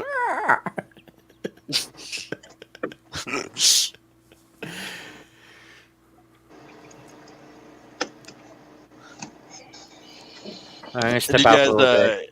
I'll see you later. you guys put Oh, out? I'll see put you, up bro. any, I'll see you, man. Speed up, bro. Do you guys put any decorations up, Orlo? Not really. No. Normally Yeah. my mom goes wild on that stuff. I should help her this year. I should be like, Mom, I'm gonna help decorate this year. This is what I think Halloween should look like, and just put up like a bunch of trash folk stuff. Just start Yeah. spreading fecal matter all over the walls. Yeah. You know what I mean? Where would you get the fecal matter from? Doo-doo feces. I don't know. Where's it coming from? I don't want to know. I don't want to know. Yeah. There's a video of Michael Jackson talking about his monkey and how he like neglected it, and he's like, and I came back into the room and there was doo-doo feces all over the walls. Oh, the monkey. It was horrible. Yeah, what Why do did you? my monkey do that? Oh God. Yeah, Why wouldn't he use the toilet? he's ignorant. My Oh, monkey's ignorant. oh, little white girl. Yeah. Is South Park still doing stuff? I don't even South know. Park still be doing stuff. Yeah, I never Yeah, watched they it have, anymore. like, video off in a games and totally stuff. different direction, but it's still going. Did they go in a different direction? What's the direction now? It's like the main character type deal, like Stan. His family moves to like a weed farm, and so he's like distanced from all his friends, and he's like going through that. And they're actually putting in like character development, you know. Yeah. Way to go, South Park. You know what? I Right, admire that. They trade had something that. that worked, and they're trying something different. I can admire Oh that. yeah. You can't. Trey and Matt are definitely like artists, you know. Yeah. They say the writers of Futurama are like some of the best too. Yeah, I liked Futurama. There's a show coming back on that was on in the 90s, Frasier, and it's coming back now as like a reboot, and I'm gonna check it out. It's coming on this week, but I don't have high hopes for it. But... Do you guys want me to tell you a secret that you probably didn't know about writers? Sure. Our version of punk rockers are sci-fi artists, sci-fi authors. Yeah, basically the punk rockers of the writer scene. But it's becoming not cool Yeah, anymore because it's too many true. people are doing sci-fi now. So it's like it's starting to wear off its charm that it used to have, because it used to be like such a cool thing to do. Be like, everyone thinks sci-fi is just for kids, but we're gonna do it anyway, and we're gonna make it like intellectual. And then now it's like now everybody's It's the same doing thing. it. It's Damn like it. people think punk is just for fucking teens, but we're gonna make it intellectual. That's how it was in punk too. Yeah, Yeah, absolutely. us artists. We're a strange bunch. Strange bunch. Have you ever seen the meme where it's like people who read versus people who write? No, I thought they were the same. Oh, you should Google it. Every writer should be a reader. It's right, true. It's like a Wojak thing, but Hmm. fucking real gangsters say it. Yo. Yeah, well, that's. Wait. Oh, you mean that in a negative way? I thought you meant that in a cool way. Okay, sorry, Green no, Soul. Yeah, I was just thinking you're just like backtracking there. Yeah, no, I thought you were like they're a gangster state. Like they're about to be a gangster. They're about to show people what Israel's really got. You know, like Israel has been holding back like a Super Saiyan until now. Like it's like Goku in base form, and he's about to go into Super Saiyan God mode. We're about to see what Israel really can do, because Israel just got attacked, and it didn't mean it to happen. It was a surprise. It was a terrible surprise, and they're very pissed off. Damn. Yeah. America, we're like a very mild version of Israel, because you know how America is when we get attacked. We're like, bruh, Right, you awoken absolutely, the sleeping absolutely. giants. But it's like nothing compared to Israel. We're gonna send every fucking nuke that we have. You know, it's like yeah. Uncle Larry says, I was always waiting for this too, Dan.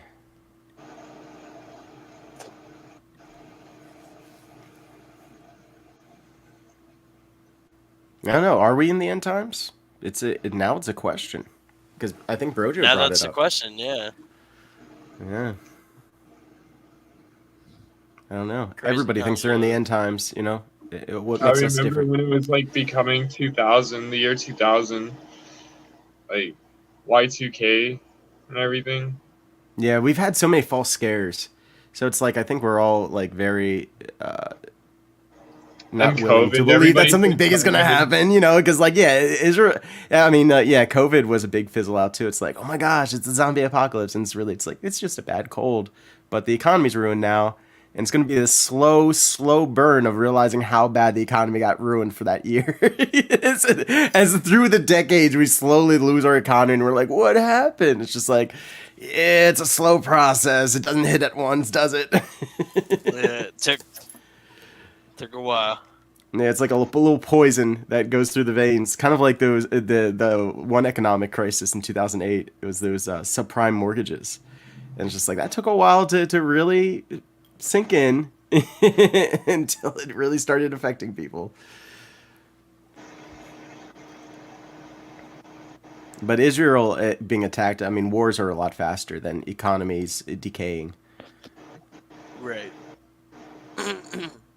And some people say, like, when an economy is collapsing like this, wars are natural. And, like, it's almost organic at this point. I don't know if anyone intended for this kind of thing to happen, but we're about to hit a world war. And it's perfect timing for the economy. It's perfect timing after a pandemic. I mean, this is what history has always done. It seems to rhyme. Once I don't think war is like natural or like organic, but it's something that derives from man. You know. It's a very Well, human thing. But Dan, if this was going to be a Right. world war, who else would be participating? You're saying the U.S., Israel, and like Iran and Yeah, who are the China. belligerents? Who's the world war though? It's just Well, That it is would the make question. sense during that vulnerable time for China and or Russia to come also.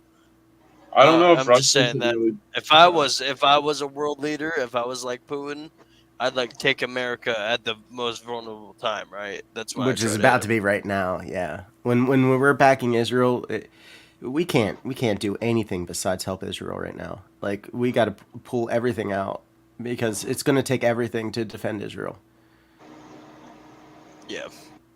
We have like 3 different Navy fleets. I think we have like a Pacific fleet. We have Like- more aircraft carriers than the entire world combined. Yeah. We could, if we wanted to, we could take over the entire world for like at least a month or two before like countries started like actually like getting back their territory. But like if we wanted to, we could do that, and it's designed that way. So we always have that constant like we can lord over the world. But now we're gonna have to use that all to defend Israel, and we're probably gonna lose aircraft carriers. They're probably some of them are going to get sunk, and they have nuclear reactors in them. What's going to happen to the seas when there's nuclear radiation going on? Like, do you think we're going to be able to have the time to save that natural disaster during a war? I don't see it going that far myself personally, but that's interesting. I just don't personally see it going that far, but I think the Middle East has always been this powder keg, and all it ever took was Israel being truly attacked. Yeah. Israel's had like 2 wars though, like since it's been created. Yeah, they never lost territory before, though. I don't know if they really lost territory so much as like some. I mean, they did invade, but I mean, they're not really holding it. Like where like they're not keeping them out. Like the military. They're still fighting over cities right now. Well, yeah. Yo, who's Pope Socks? I Is have no that idea. is that Pro- a name you've seen around here before or no? It's probably Matthew Starr, one of his friends. Well, I mean, obviously, I was just wondering if like you They knew called who me it up the was. other day and said that they were going to send me 5 pizzas. 5 pizzas. Yeah. It never Oh, happened. have you- Yeah, and I said I That's- wasn't I going mean, to talk that's about it on YouTube, but like because it didn't happen, I feel like okay, like what was that about? Right, that's all fucking. Oh my gosh. So if you haven't though, I'd like call the Domino's and give. Oh no, them no, a I'm rundown. I'm not stupid, Tony. You don't have to give me Right. advice on that. Yeah, before it was just Okay, cute, then but it's yeah, just I know. pizza. Those are just pizzas. Yeah, I'm let's be real. blacklisted. Trust just me. I made sure of that a while ago. Hell yeah.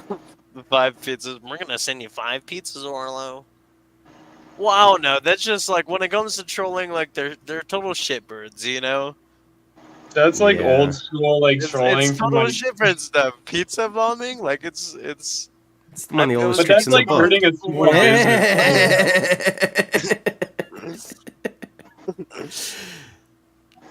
Yeah. How long has that been going on for, the pizza trolling? I think that's before IP2 even, isn't it? Oh yeah, it's. I know I didn't start it. I know I didn't start fucking any of the stuff I do. You know, Yeah. I just know I learned from people, right? Yeah. Yeah, well, that's what the internet is. It's memery. It's mimicking. Like, we all do it. Yeah, I pulled off a prank on Oh, yeah. Kijiji on this guy I knew in high school that was like pretty epic with some friends where like people were coming to his house and like they thought he had like all this crazy shit and like he was encountering all these wild people, but we used like the school's computers to do it so they couldn't track it back to us. That's so It was funny. just like That's yeah. fucking hilarious. yeah, but we had to stop though because he was literally crying. Like he started crying and begging whoever was doing it to stop. So So you had mercy in your heart. That's good. yeah, That's a good yeah, person, Michael. yeah, yeah. Yeah, I guess you could say that. it's like you proved your point. It's not a good thing a grown man cries. It's like Yeah.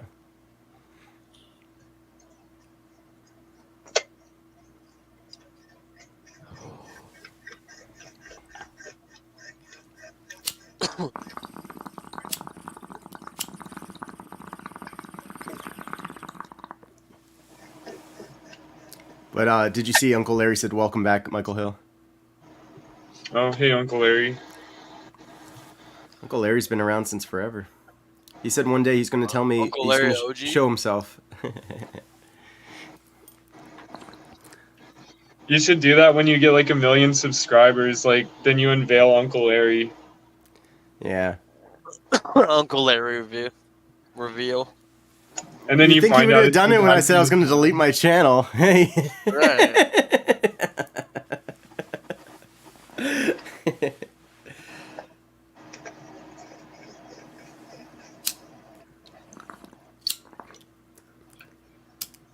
Do you know what Daily Motion is or no? I'm aware Isn't that like a It's It's a like a live Europe stream site. YouTube. Yeah. right? It's like a weird YouTube. Things stay on there that don't stay on YouTube. I know that much.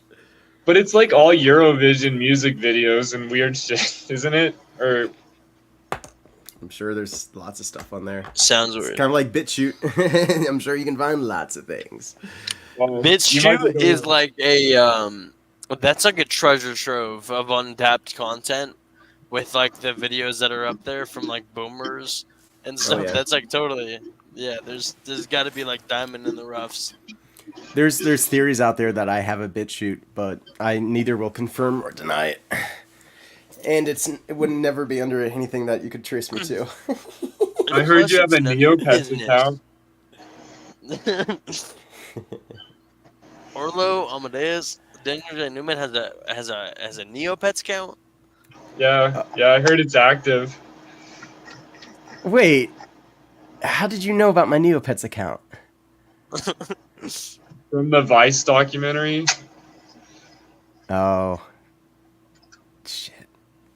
Don't Just tell Tony kidding. about that.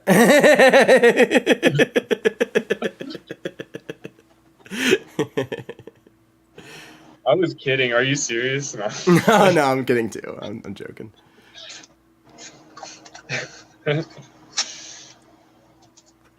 No, but I'm encountering and stuff. Your mic was glitching. Oh, okay. What is that? Was I Okay, I'm back. I think so, yeah. Okay. I've been like encountering like authentic like real IP2 people on fucking the StreamYard panels, dude. And this like guy named Q and this other one named Blogger, and they're just all degenerates, dude. They're all fucking just horrible people. I think I met We chimed Blogger into one this time. one dude. Huh? I think I met Blogger one time. Yeah, I was talking about Blogger. Yeah, I was talking about Blogger.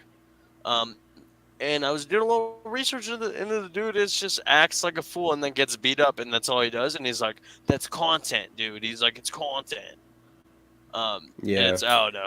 It's like, Tracy Moore actually got him to tell like she got in trouble for this, but she kind of like not encouraged him. Like actually, I'm on Tracy's side on this. She didn't even encourage him to do it. He was just being an idiot, and he called like he said the N word in front of a bunch of minorities. And it's like, what do you think is gonna happen, dude?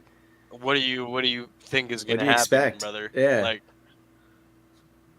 You think people are just Yeah. gonna take that and just be like, oh yeah, that's cool. Yeah, you can just say that around me.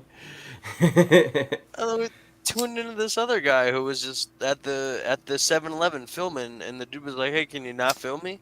And he was like, "I'm not, you fucking." And then like, I'm not gonna say it on your stream. But he called him an F slur, and just was like, "Whoa, why are you just calling your 7-Eleven like your fucking workers like F slur?" It's very disrespectful. I didn't like it. Yeah. I think And then there's a problem because like people they like it, but they shouldn't like Yeah. it. And then there's content creators that are like, well, people like this, and it's just like, yeah, but you're mistreating people, and even if people like it, you shouldn't do it. yeah, it's right. Especially because that dude's at his work. He's just the fucking yeah, very not cool.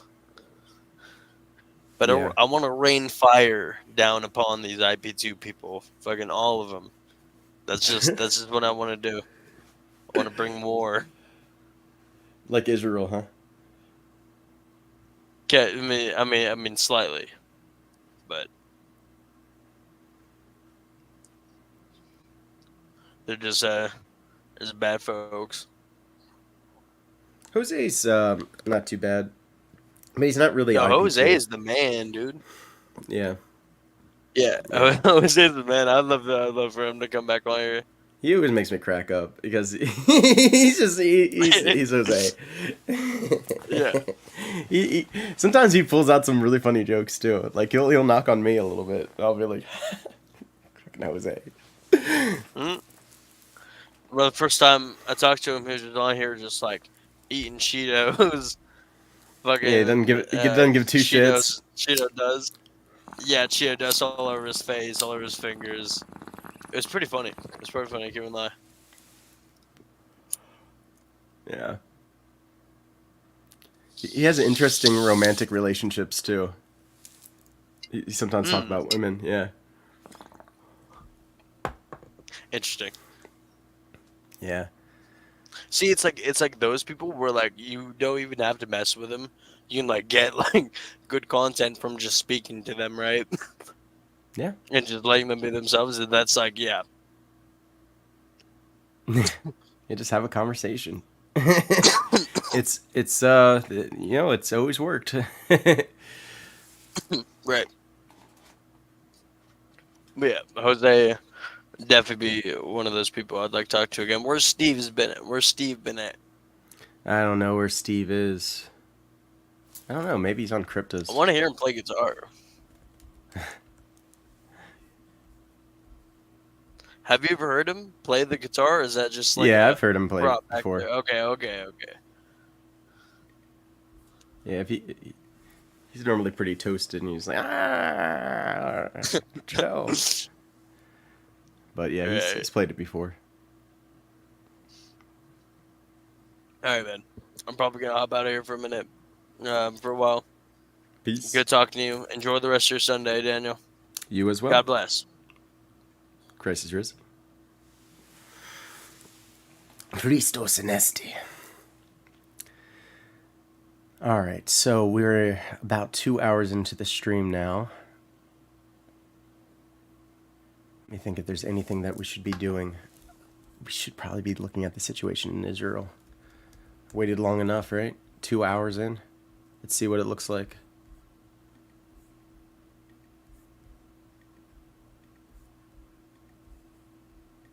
All of those potential soldiers who said they might not serve if called up for reserve duty, Right. they have all been reporting. that is a symbol of the unity that underlies this country and underlies the Jewish people globally. When you speak of unity too, I thought this was so striking. I want to put this tweet up. That right there, former Prime Minister Naftali Bennett shown up for reserve duty. And so you see there, that's leadership by example from this person on They're Twitter. pissed. Also, we know that calls for a unity government with, Benny Gantz, Yair Lapid, and others. And I think Bibi kind of acceded to those requests today because you're right, there is a somewhat far-right, ultra-Orthodox element, in the coalition. But you're seeing all of that, all those political considerations and questions kind of fall by the wayside today, aren't you? Yeah, I mean, that was an unknown. I think there was a lot All right, of amateur hour with notice, 4 seconds what of would B-roll. happen if, they were tested. But I think that scene that you just showed, and Naftali Bennett, by example, showing up for reserve duty. And That also goes to show you, I mean, that this we're is in so this new together. that their We have B-roll is political terrible. differences. There are some really deep, debates about the nature of the judiciary.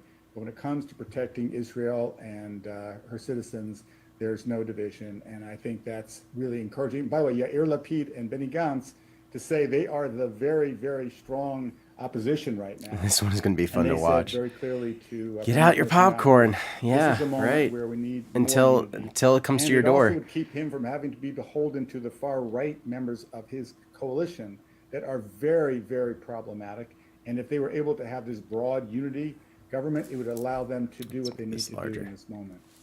We're just still taking these live pictures over Gaza City. We've been seeing, the missile Iron Dome system intercept some of these barrages that are still ongoing at the moment. Also, live now, look there where you are in New York City. We know the UN Security Council will be convening tomorrow there on Midtown East in New York City as well. We'll see what they have to say.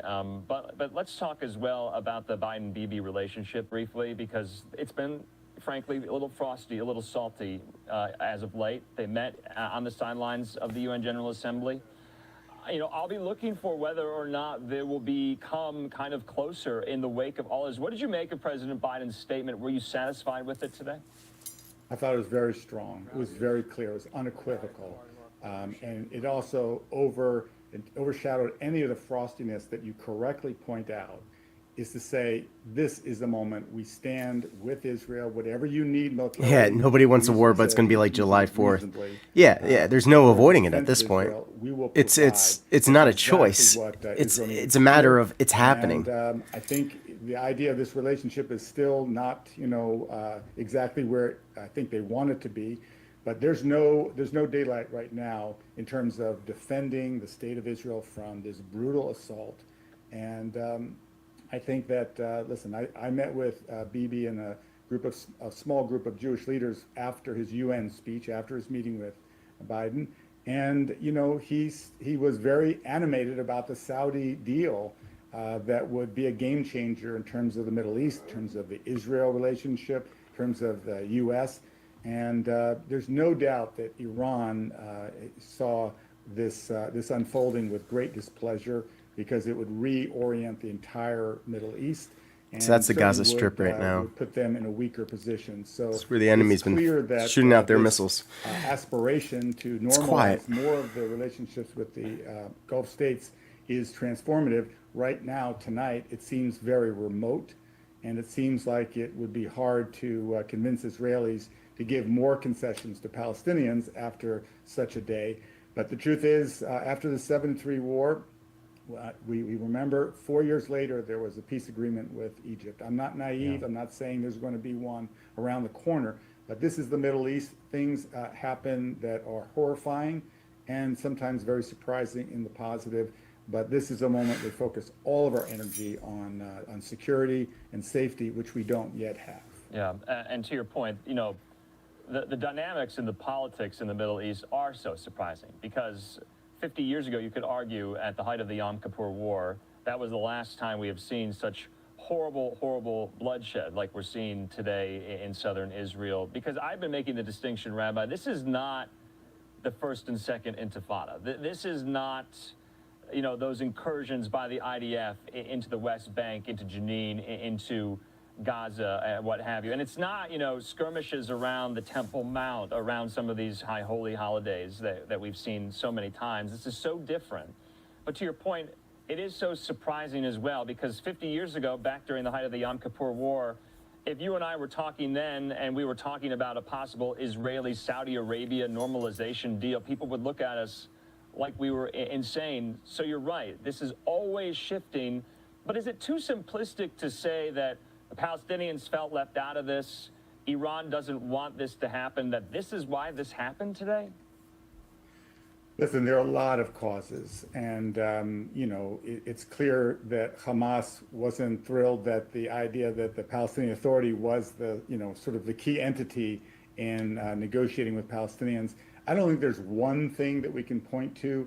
I think there are many things, but I do think that the history lesson here is profound.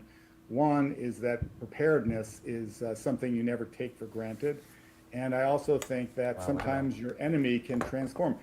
Anwar Sadat led the attack in '73 against Israel.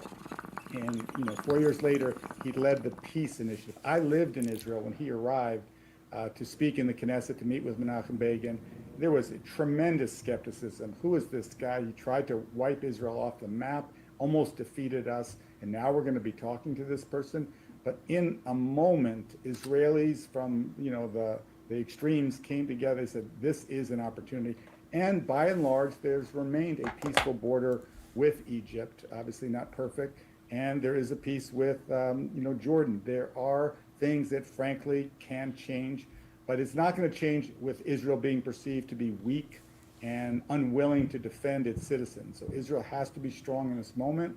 But if this, campaign goes on for not a couple of days, but weeks, and the casualties are mounting. You mentioned the UN. Can you imagine what the world will be saying if there is a very, very, high price that is paid by the Palestinians? All of a sudden, they'll forget what happened today. They'll forget this was precipitated by a brutal attack on Israel. So I think we have to be realistic. We have to also be supportive. The bipartisan support for Israel in this moment was heartening.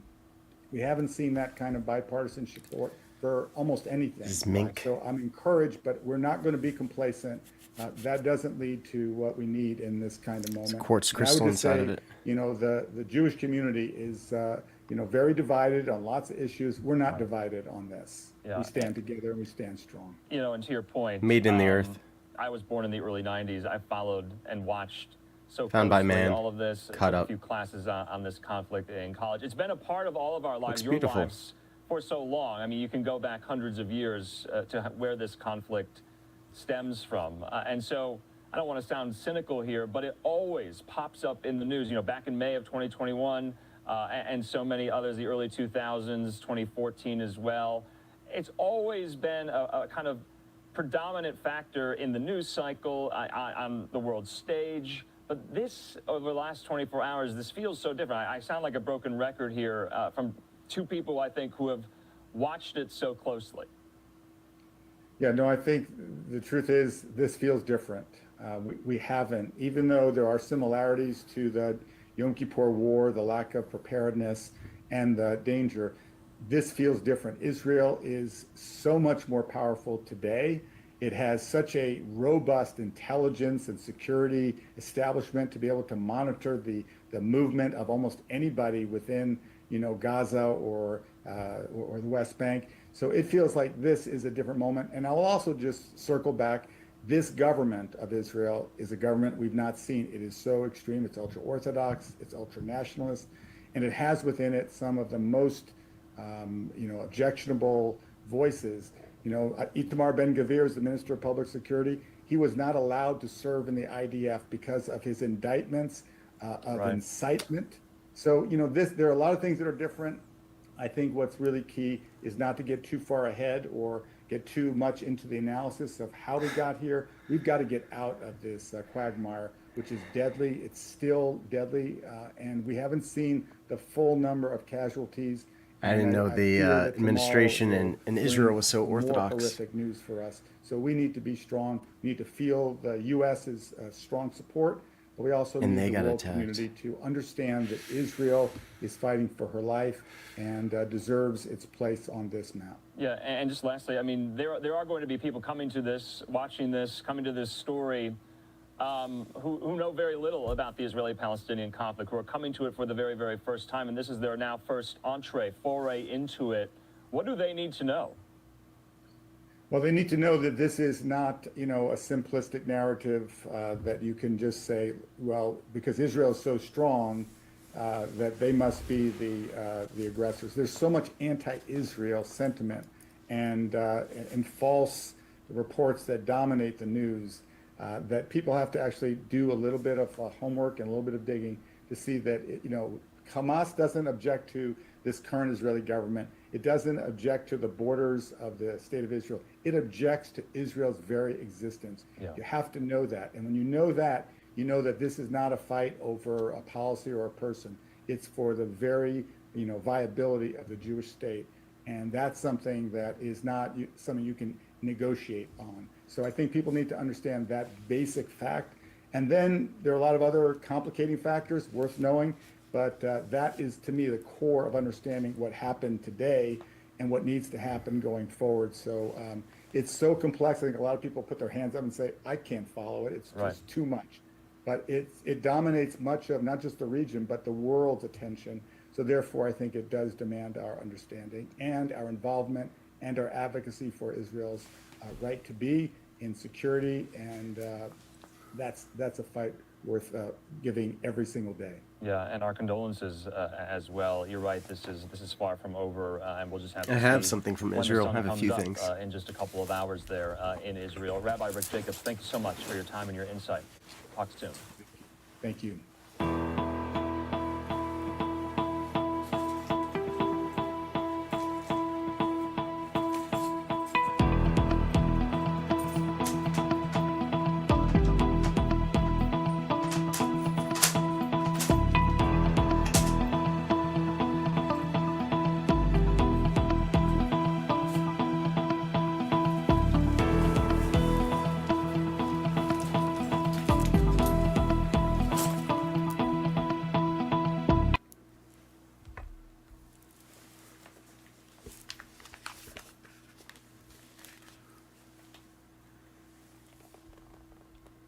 This is from Israel. Terra Sancti.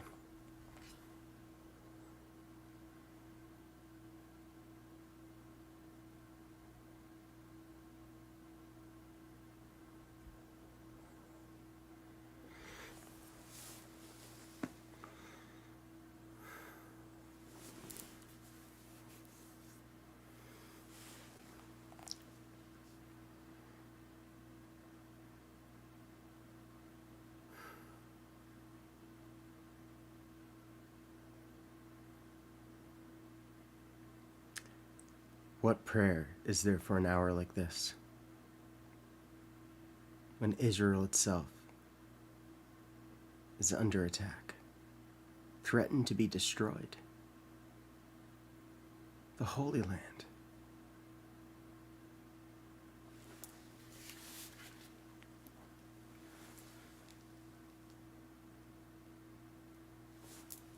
What prayers?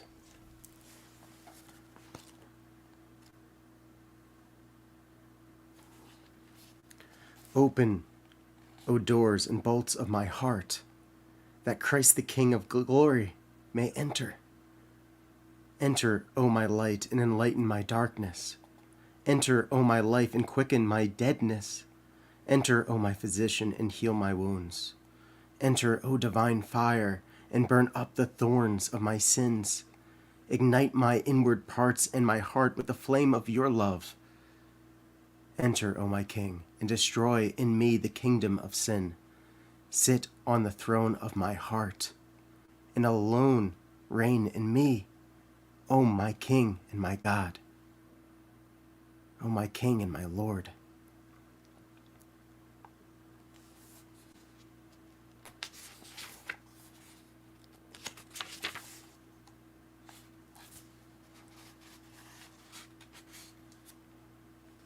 O Lord and Creator of all, and especially of your creature man, You are the God and the Father and ruler of your children. You are the Lord of life and death. You are the guardian and the benefactor of our souls. You fashion and transform all things in their due season through your creating world, as you know to do best in your deep wisdom and providence. Receive now those who have gone ahead of us in our journey from this life. Receive us too at the proper time, when you have guided us in our bodily life as long as may be for our profit.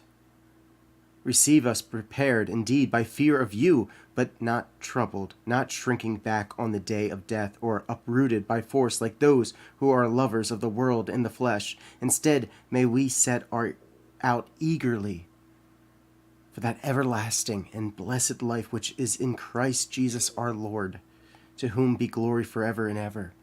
Amen.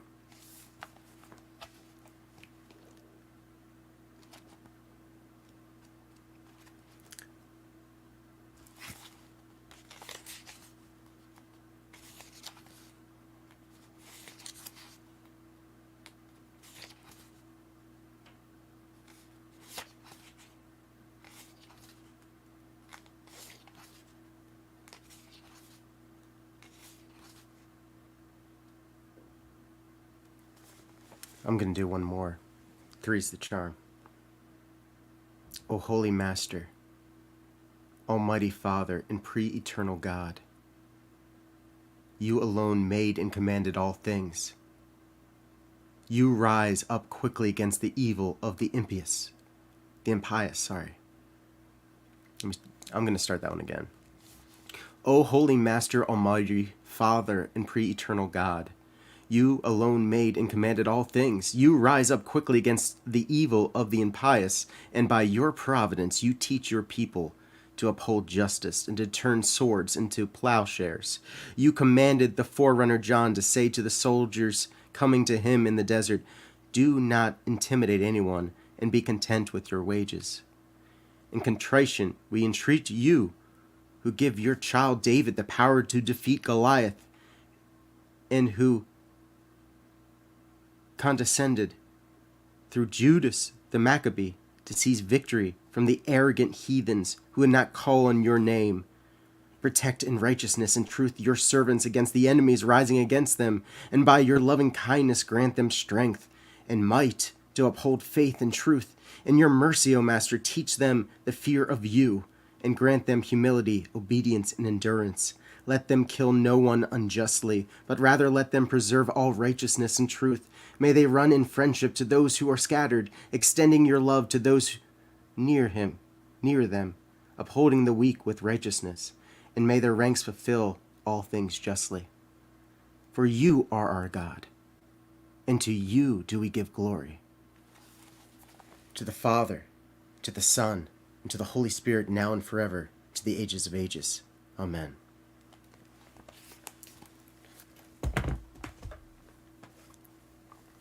Uncle Larry says, cool. Yeah. Yeah, let's take a look at what's going on over there.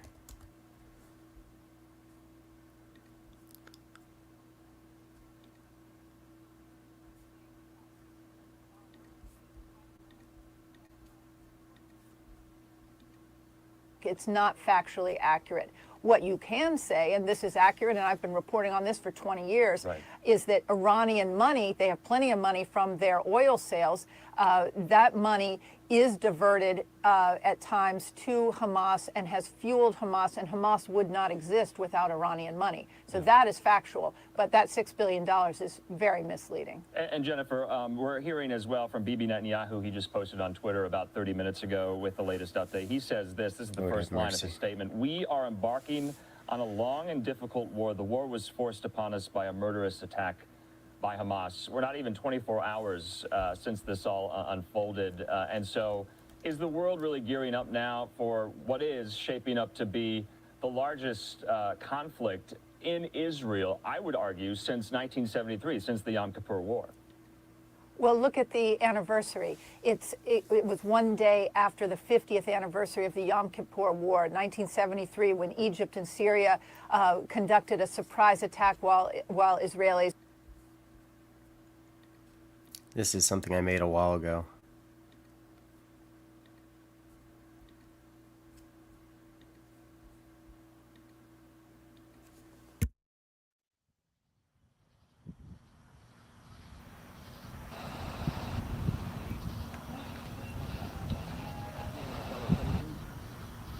This government, as promised, has maintained the closest surveillance of the Soviet military buildup on the island of Cuba.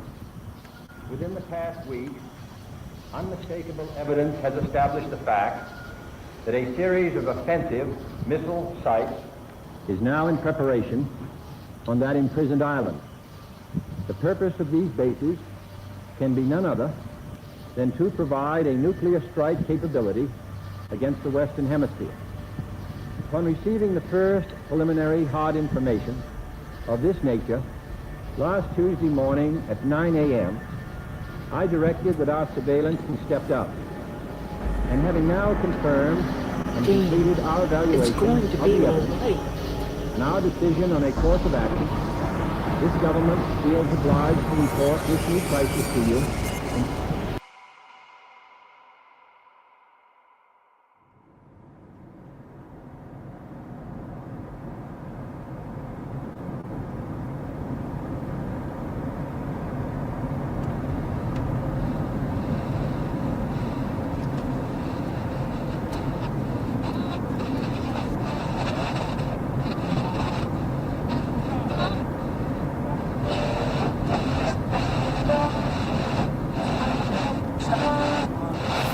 Fighting in the Iranian theater has intensified between Russia and the United States.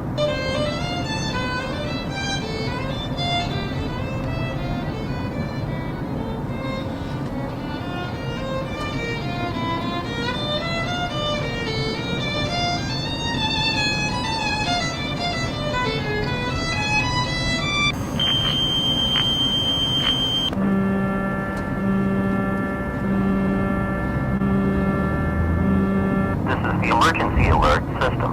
This is a national emergency. Important instructions will follow.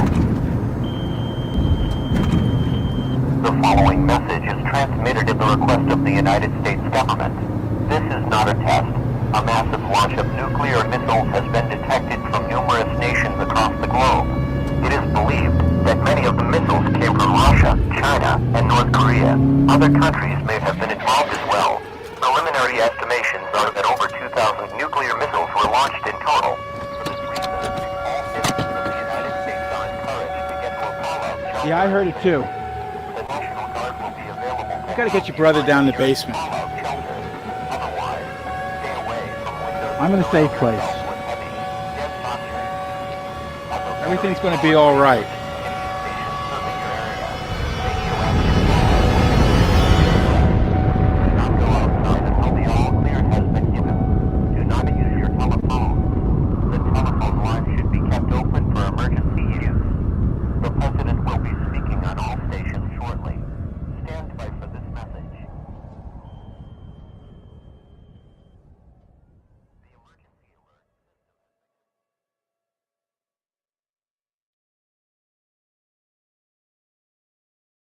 Spooky, right? It's spooky time. It's Halloween. Yay! The veil's thin. There was an eclipse today. An annular one, not a full eclipse. I thought it would be. Turns out that's next year. But anyway, eclipses are, in the occult world, very important because it blocks out the sun. That's what occulting means. It means to cover up. It means to hide. Hide the truth. Hide the light. But in so doing, the opposite occurs. The veil gets thin. You start to be able to see things as they really are. Uncle Larry says I liked it. Yeah, thanks. I don't know if that'll be actually how it ends up happening. But it's a scary message. One that shows urgency and how fragile peace is. We got these nukes all over the place, but that's not the only dangerous weapon. I was talking to a person that was a contractor for companies like Lockheed Martin and all that. They're building space lasers. Space lasers. Yeah, sounds crazy, right? Apparently, it's something that we can do now. We have enough technology that solar energy can power a charge. And these things, they think, can stay up there forever. And they said it will protect future generations. A brand new system. Kind of like it would ensure world peace. Because who would mess with us when we can bring down light, destructive light, onto the planet anywhere we want? It's a great system. But it is a system, and it does rely on communication. You know, we got to talk to it to tell it where to shoot, you know? Who's aiming it? It's not a person up there. It's a computer. It's a computer system. It can be hacked like anything else. You think Israel and America are the only ones who know how to make viruses?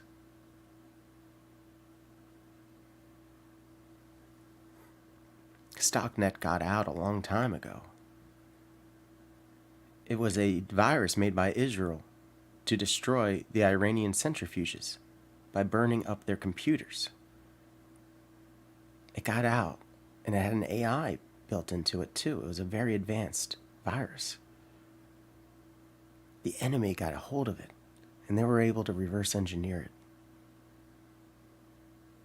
Because it's already been built. It's not like you had to come up with it on your own. You get to imitate it.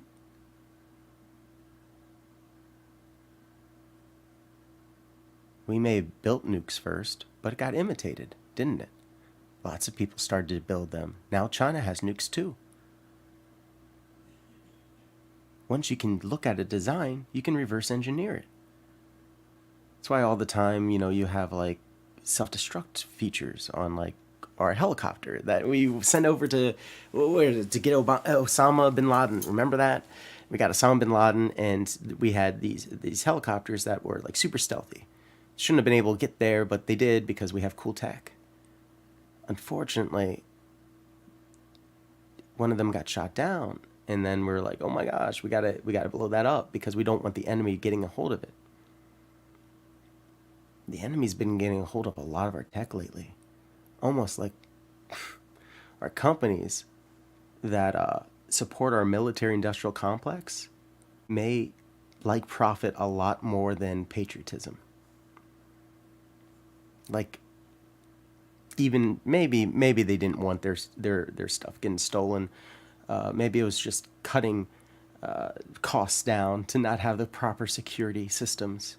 Who knows? But either way, the enemy got a hold of our tech. And they got our balls. Like that. And all they gotta do is... and we'll bend down real quick. And all this stuff that makes our lives so good starts turning off.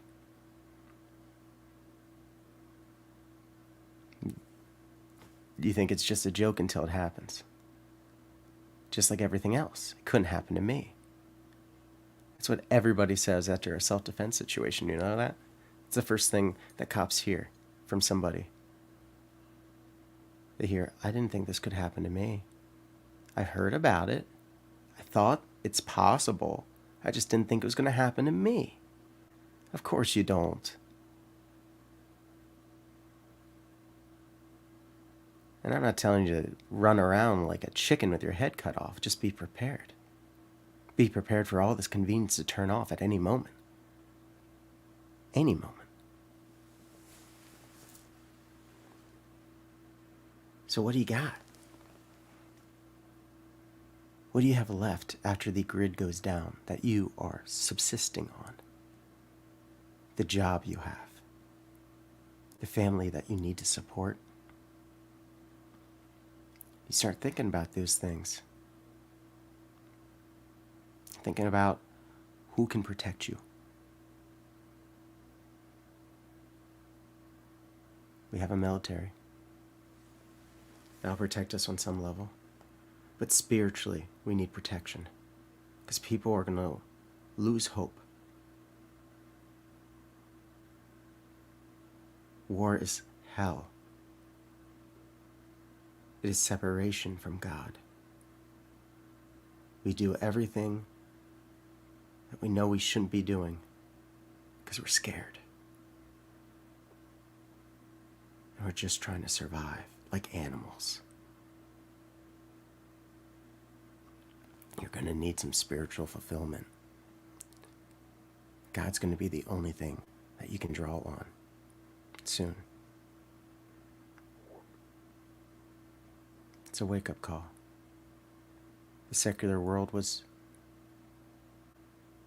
needs to be shooken up. And I'm not bitter about it, because I was a part of the problem too. I was part of all this. I was a participant. So were you.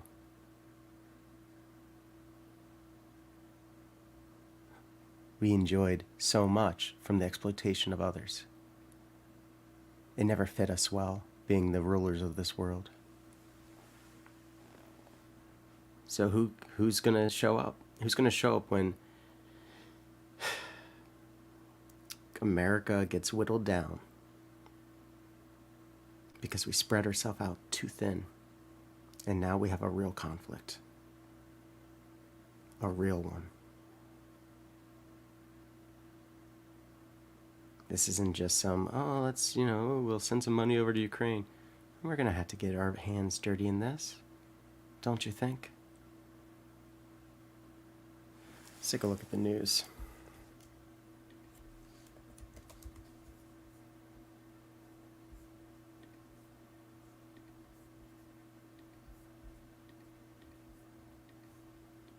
It's terrible and tragic for both the Israeli citizens and the Israeli military. I mean, Hal, Israel, the IDF, the Israeli security state, thinks about things like this on a 24/7 basis, don't they? And so hey, Richard, peace and respect. Fact. And of course, the United States provides so much military and financial aid to Israel as well. That is what is so stunning and surprising to a lot of people who follow Mideast politics so closely, right? Well, this is something I've seen, all right, and I don't have it quantified. One of the things I've seen, I'm sure Matt's seen the same thing in the last couple of years. We're all scrambling around trying to figure out what to do about this. Of human intelligence assets, reportedly Shin Bet or something like that, that Hamas had found out and that they summarily executed or something like that. And then about a year ago, there was a rather famous human intelligence operation. That's a funny assumption, Richard, but no, I've looked into the national debt quite a bit. And it caused a lot of I got an award for an essay called "From Paper to Digits." Is a longer-term plan of a limit. When I was in college, I got an award for writing a paper called "From Paper to Digits." It was predicting digital currency because of the economy and our debt. And where naturally the world's going to go anyway. I didn't anticipate a pandemic or a world war, but yeah, I looked into the national debt.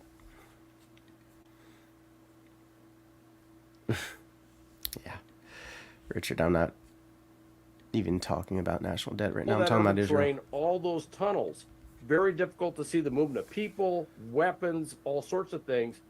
I think Hamas has planned this for years. I think the degree of preparation, as Matt alluded to, means that they probably had outside help. I would say more likely than not Iran, because Iran has been in there. Al-Quds have been in the Gaza Strip. I would say they're providing all sorts of assistance to them in this regard, and literally playing Israel's strengths as weaknesses, if you will. And I will tell you that we have done this in our own wargaming, where we will go in there and red team our own systems. And we've known for years that if you do something as simple as putting a courier on a motorcycle, you can defeat a whole array of intelligence gathering things that we have. And I think that's kind of what they've done here. And obviously for Israel, a lot of introspection here. from an intelligence. I'm talking about fighter United States going to standpoint, war. Answer the question, this is please. as big as Yom Kippur, but it's also as big. Okay, you're asking me when the national debt was established. Richard, do you know what that answer is? And if you don't, you can Google it. I want to make it very clear that me being up here is not an opportunity for people to quiz me on my intelligence. If I want to prove my intelligence, I'll do it in a way that befits me. But I'm not going to be your Google. So if you want to know when the national debt became established, go ahead and Google it. I'm not here to prove to you if I know something that you know. Okay? There, in the Palestinian Authority. Where is the Palestinian Authority? I know Secretary of State Antony Blinken, he got on the phone with Mahmoud Abbas, but the PA is different than Hamas. Help us explain that, Matthew, because Abbas can't just call this off, right? Well, that is certainly true. Abbas, Matthew looks like an alien. I'm just going to say it. Hamas conducts itself. Hamas has pretty much been in control of the Gaza Strip since 2006, actually. And Hamas has been controlled is probably a stronger term for it, but it's certainly been extraordinarily supplied. Uncle Larry says, when was the national debt established? There have been enormous amounts of you guys. Secret. All right, let's look it up. Let's look it up right now instead of looking at the news. All right. When was the national debt established? According to Treasury 1776. Direct, 1776, the birth of public debt. In 1776, a committee of 10 founders took charge of what would become the Treasury, and they helped secure funding for the war through loan certificates, with which they borrowed money for the fledgling government from France and the Netherlands. Okay, there we go. So when we were fighting against Britain, I guess, for independence, we had to take out loans from other countries. And that's our bond system. And we still have a bond system. We still have treasury bonds to this day. All right. Knowing when the national debt began, you know what? Have fun being scared. Uninformed pansy. Uncle Larry says, Richard? Don't look it up yet. LOL. Right, and we still owe them. Who owns those debts now? Richard, you gotta make your own points, man. I don't know if that's how you think conversations work. I'm not gonna be like, all right, well, what's next in your little link here in logic? You know, oh, you're trying to teach me something. It's like, all right, dude, come on, man. You're not Socrates. I get it. I deal with arrogance too. But I can totally see it in other people sometimes.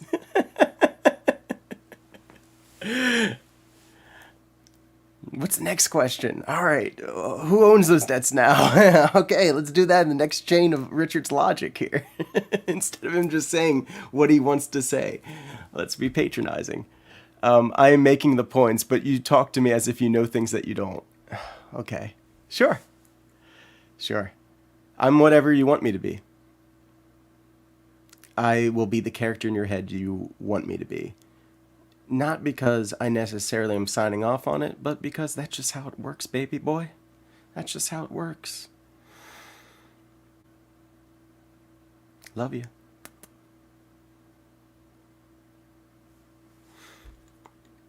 Bank of London, the World Bank. Neato burrito. But yeah, Israel got attacked. Do you stand with Israel or not? That's going to be the question here soon.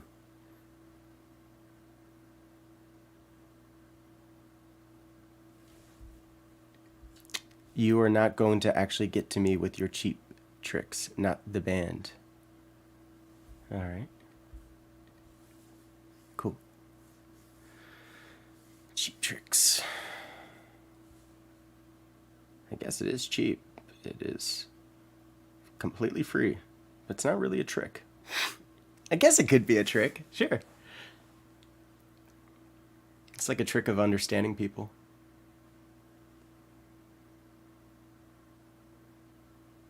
A beautiful trick to have. I like to call it acuity.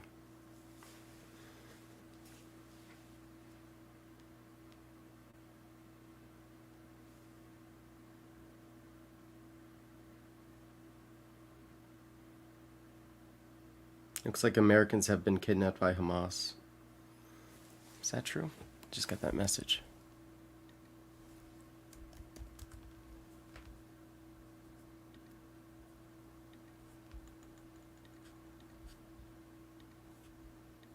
Alright, this just has one channel going, one mono channel.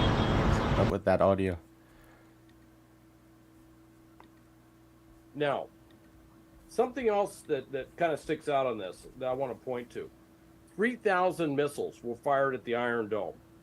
Those missiles are Qassam missiles. I call them flying trash cans. They're really stupid. They're not precision. They just go up there, but you have to use a precision weapon to take them out. And that's what the Iron Dome does. So what they've done is they've significantly depleted the Iron Dome's ammunition inventory, if you will. You know, going after these flying trash cans.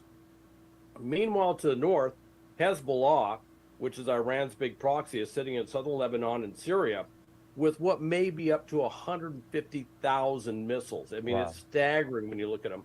And those missiles have far better range, far better targeting capability, and if this is Iran, and if this is more than just a fit of pique, if you will, a very sophisticated fit of pique by Hamas, if this is something that's larger and more orchestrated, the first thing you'd want to do is something that would deplete that Iron Dome's response capability before you launched other missiles. So even though everyone's focused on Gaza Strip, I'm looking north right now. I want to see what's going on at north. Okay, Hal, to your point, though, Barak Ravid there, I believe with Axios, tweeted this. This is his reporting, some reporting about the phone call that took place between President Biden and Bibi Netanyahu, saying Netanyahu asked Biden during their phone call for emergency U.S. funding for the purchase of more interceptors for the Iron Dome missile defense system. And so that's to your point right there.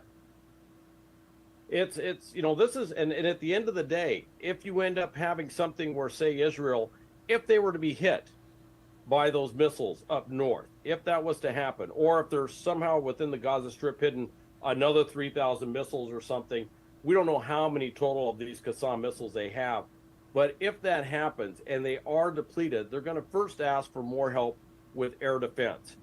As Israel is unfolding the ground battle, they're going to need artillery, they're going to need tank rounds, they're going to need a lot of other things. And if this gets beyond the Gaza Strip and up north where they're having to go into southern Lebanon or perhaps even into Syria, now we're talking a huge ammunition pull.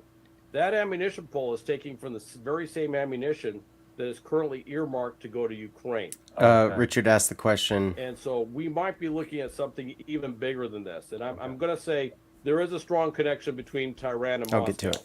And I'll leave it at that. Matthew, before we go to break, I just want to talk about the role Israel will now play in Gaza in the early aughts. I don't want to say they left, but yeah, they did. Israelis got out of Gaza. They were no longer occupying Gaza. Will we see another occupation of Gaza by Israel after all of this, do you think? I think that the chances of that are increasing as we speak. The way that the conservative government within Israel itself is probably going to want to react to this is to clamp down as hard as they can to make sure that this doesn't happen again. They've certainly been burned now, if you will, with regards to they did not see this coming, and they're in a state of shock to a certain extent with regards to this. So the chances of Israel returning to the Gaza Strip to control it at this point are certainly rising with each passing day with regards to this.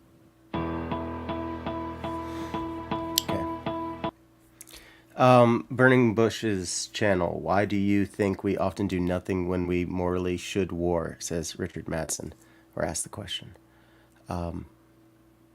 Why do we often do nothing when we morally should war? Because war is very costly. It's very costly. So, when should we morally war? There aren't many times. And are wars done for money? Yeah. Lots of times. Lots of times money's involved. Come on. This isn't a brand new revelation that money is involved in wars. Okay. Richard says, if Israel loses their promised land, what will the Christians and Jews say? What would the world say? Wrong. U.S. economy is somewhat dependent upon conflict.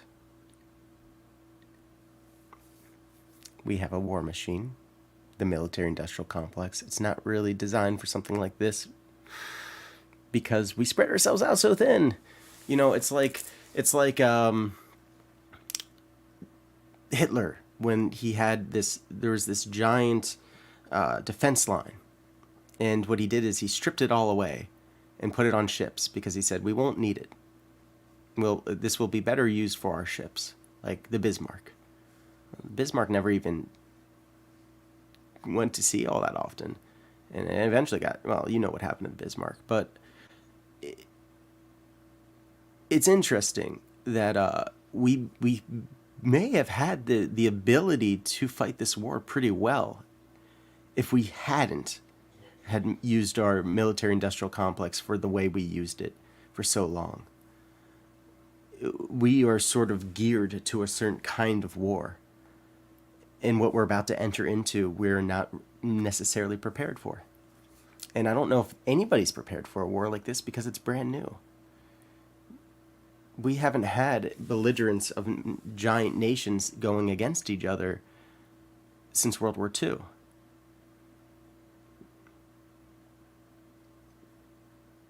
Not a hot war.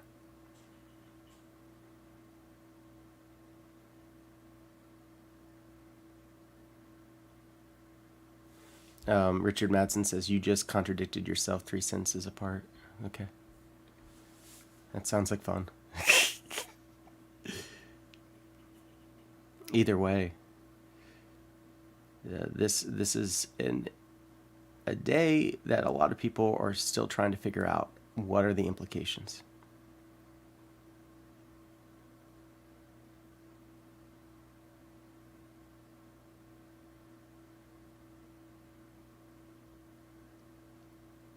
And it's extremely clear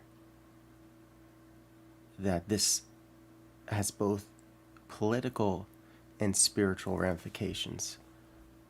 You know, I'll go back to your original question here before you start adding new stuff. If Israel loses their promised land, what will the Christians and the Jews say? What would the world say? 3 different questions.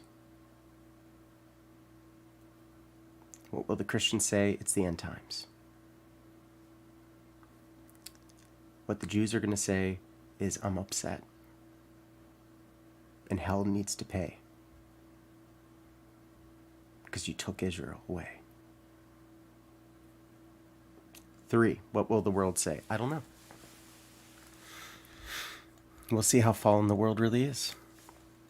Who really cares about Israel still? You'll find out the true believers. A little litmus test. Who cares? If you don't care about Israel, there you go.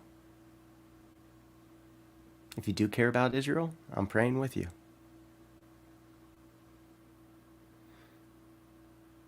What were we praying for?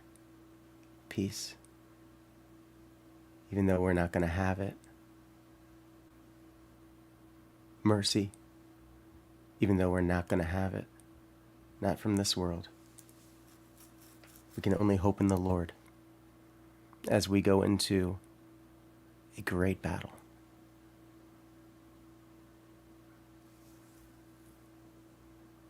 And great as in the classic sense of awesome.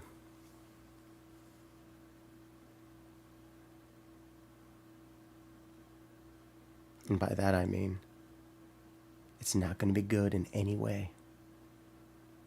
It's going to be unfathomably horrible.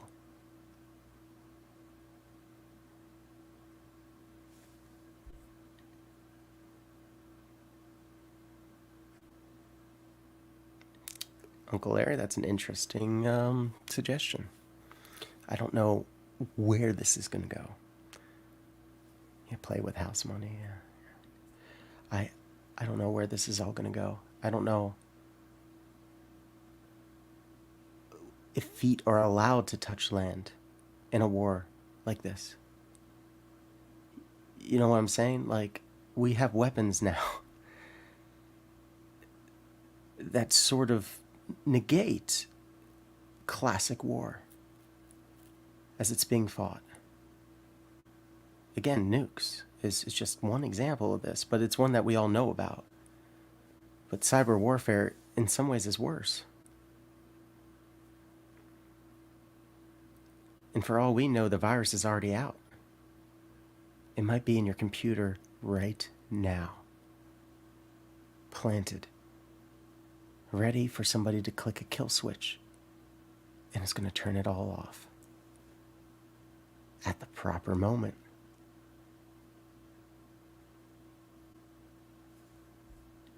Yeah, if it comes to that. All these electronics are made by China. Let's not forget that.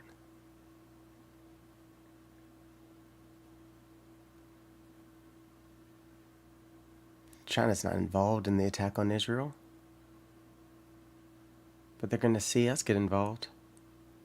They're going to see us get diminished.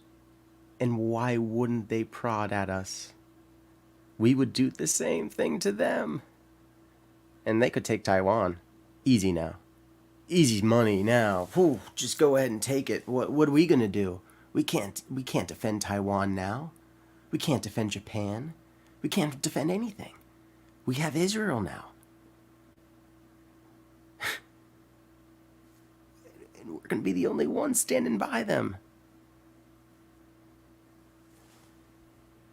Yeah, if they get the power grid, it's game over. Yeah. For us. Not for the military. They've been prepared for that since the 80s. EMP as strike is something that we've been prepared for. And we know the sun can do it too. And the sun is about to go into its solar maximum. So it's just a matter of time if it's nature or if it's ourselves. But we're going to lose this technology we have. It's not meant to last. Brilliant light show.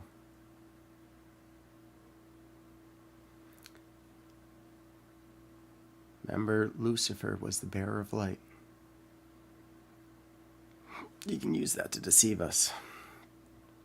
The dominion is of the air.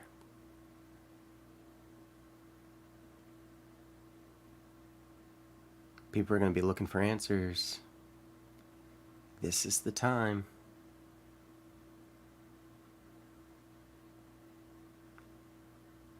Or maybe it's not. Maybe it's just a dry run. Maybe Israel getting attacked is no big deal at all.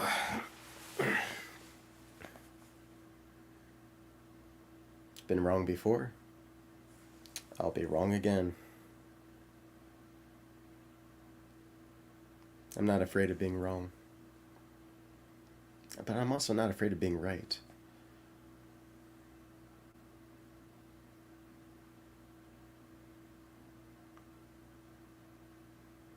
The only thing I fear is God. And it's a different kind of fear.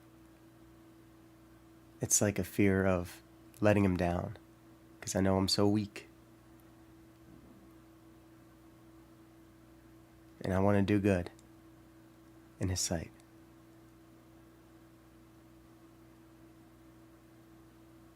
What do I get to say when I go to those pearly gates again? Again, I don't, for the first time, sure, whatever. What do I get to say? What did I do? How did I spend my time? And what did I say? And to who?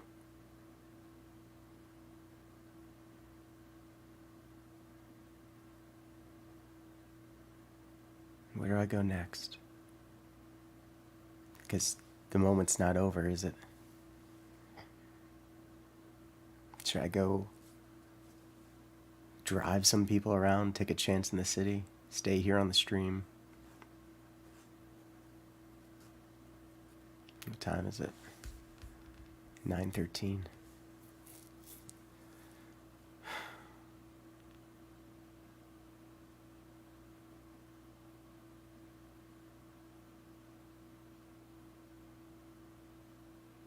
I'm going to take a look at the news again.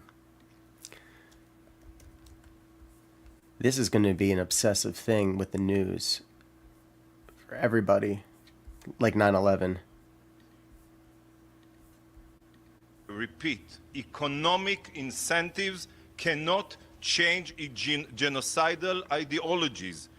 It couldn't have worked with ISIS, it couldn't have worked with Al-Qaeda, and it doesn't work with Hamas. The era of reasoning with these savages is over.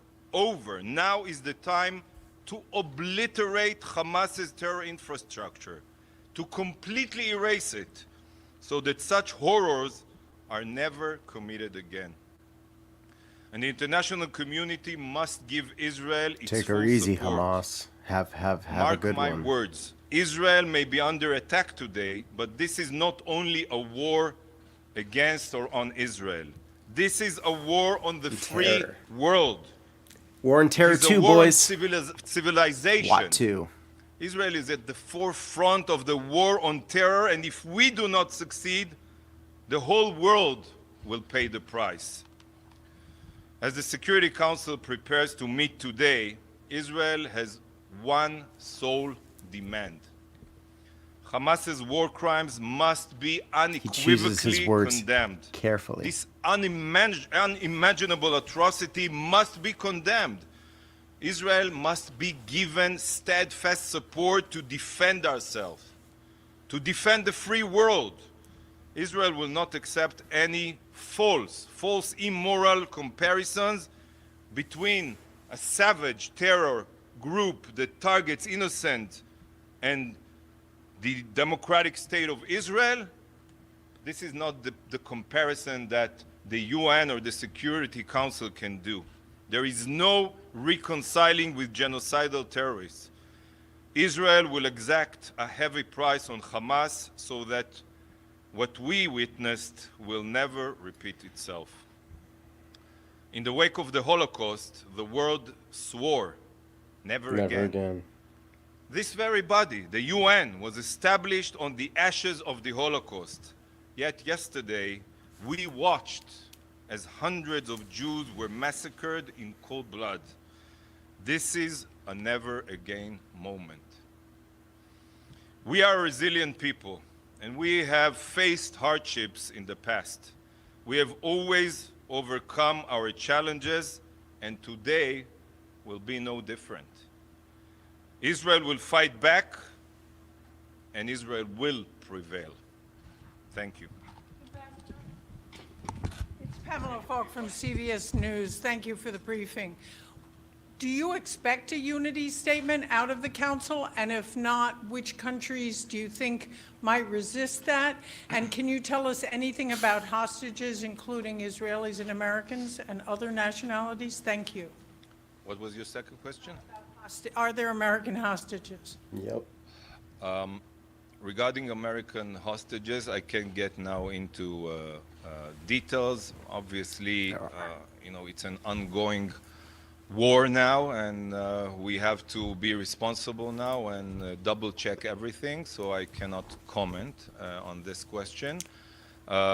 Regarding our demands/expectations, as I said, it's hard to imagine countries objecting or our expectations, but we can never know. As I said, our only expectation is the obvious expectation that the UN that was founded, and especially the Security Council, to prevent wars, to fight terrorism, would and will condemn unequivocally the Hamas's atrocities and defend Israel's right to defend itself.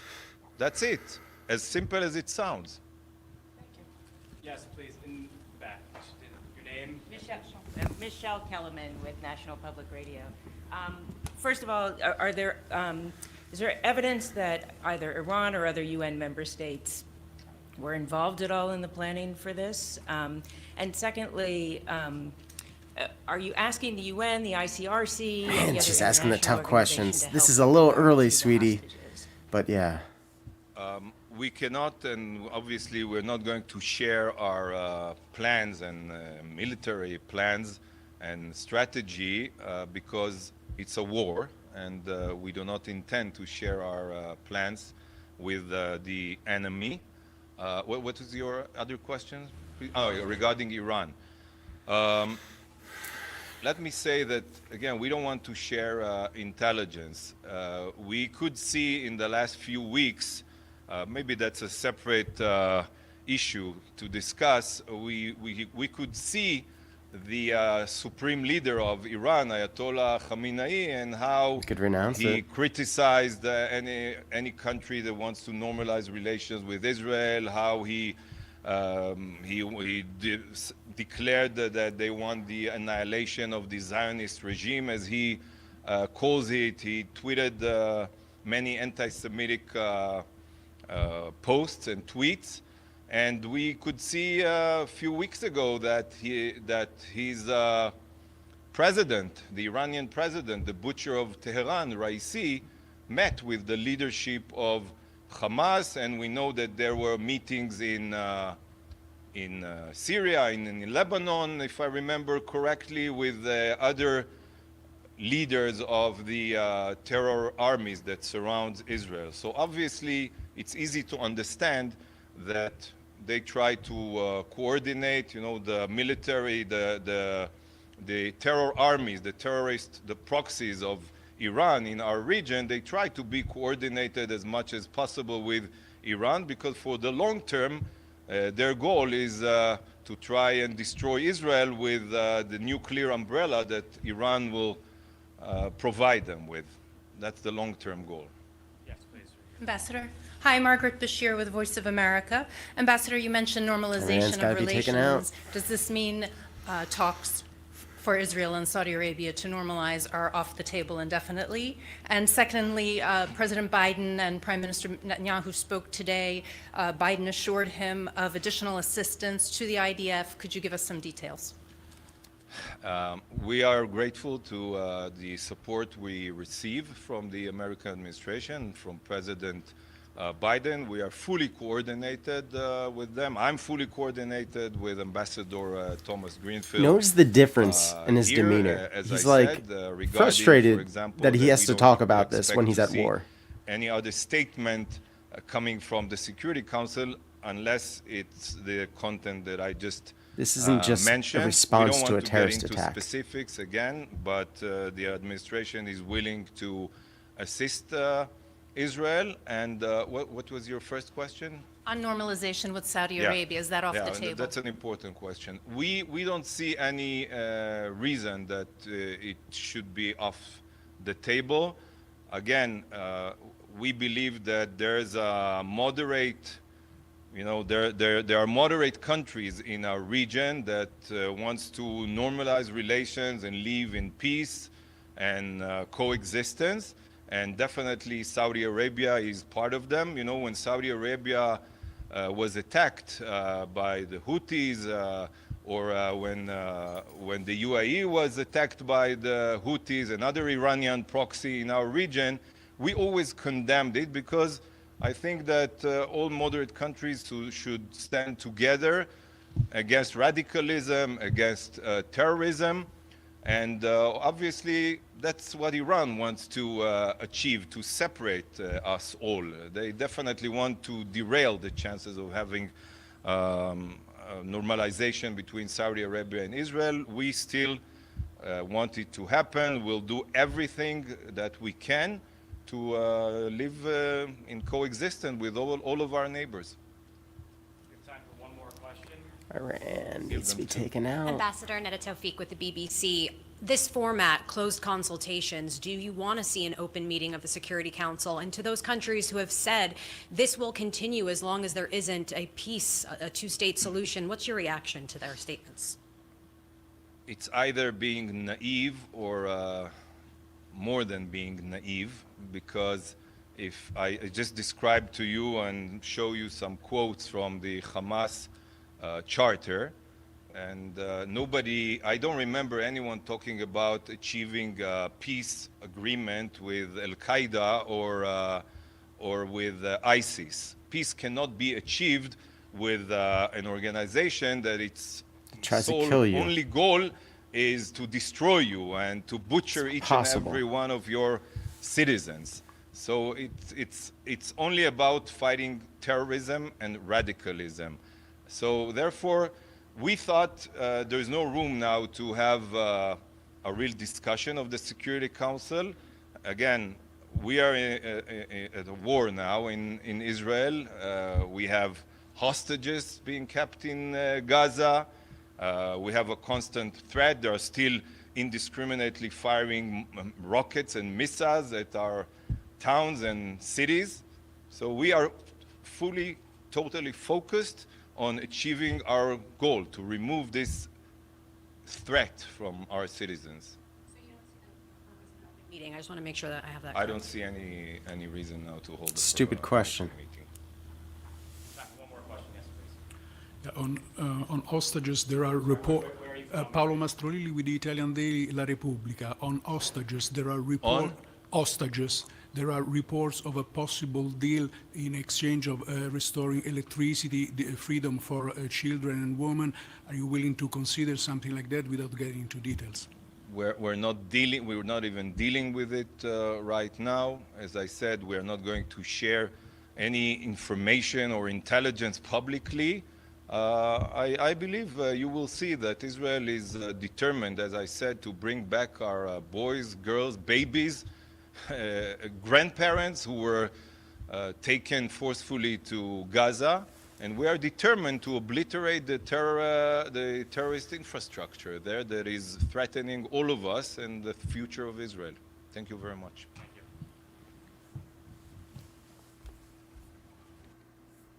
I mean, what are you going to do? I mean, they're at war, and we're asking them questions like they're not at war. I don't think we get it yet. As a world, we don't get what just happened to Israel. And Israel's still reeling from it.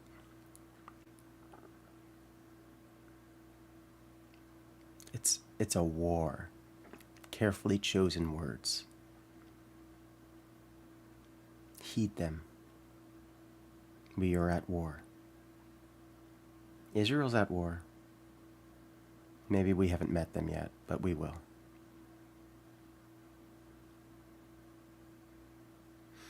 God help us all.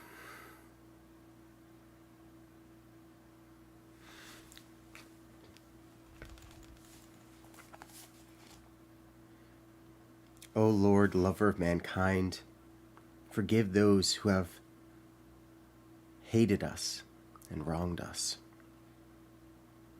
Do good to those who do good. Grant our brethren and kindred their requests that lead to salvation and everlasting life. Visit the sick and grant them healing. Guide those at sea. Journey with those who travel. Help Orthodox Christians to struggle. To those who serve and are kind to us, grant remissions of sins. On your servants and of the people of Israel, and on those who have charged us, the unworthy, to pray for them, have mercy according to your great mercy. Remember, O Lord, your servants that departed today. Our fathers and brethren departed before us, and grant them rest where the light of your countenance shines. Remember, O Lord, our brethren in captivity, and deliver them from every misfortune. Remember, O Lord, those who bring offerings and do good works in your holy churches, and grant them their requests that lead to salvation and everlasting life. Lord, remember also us, your lowly, sinful, and unworthy servants, and enlighten our minds with the light of your knowledge, and guide us in the way of your commandments, through the intercessions of our most pure Lady, the Mother of God, and ever Virgin Mary, and all of your saints, For blessed are you forever and ever. Amen.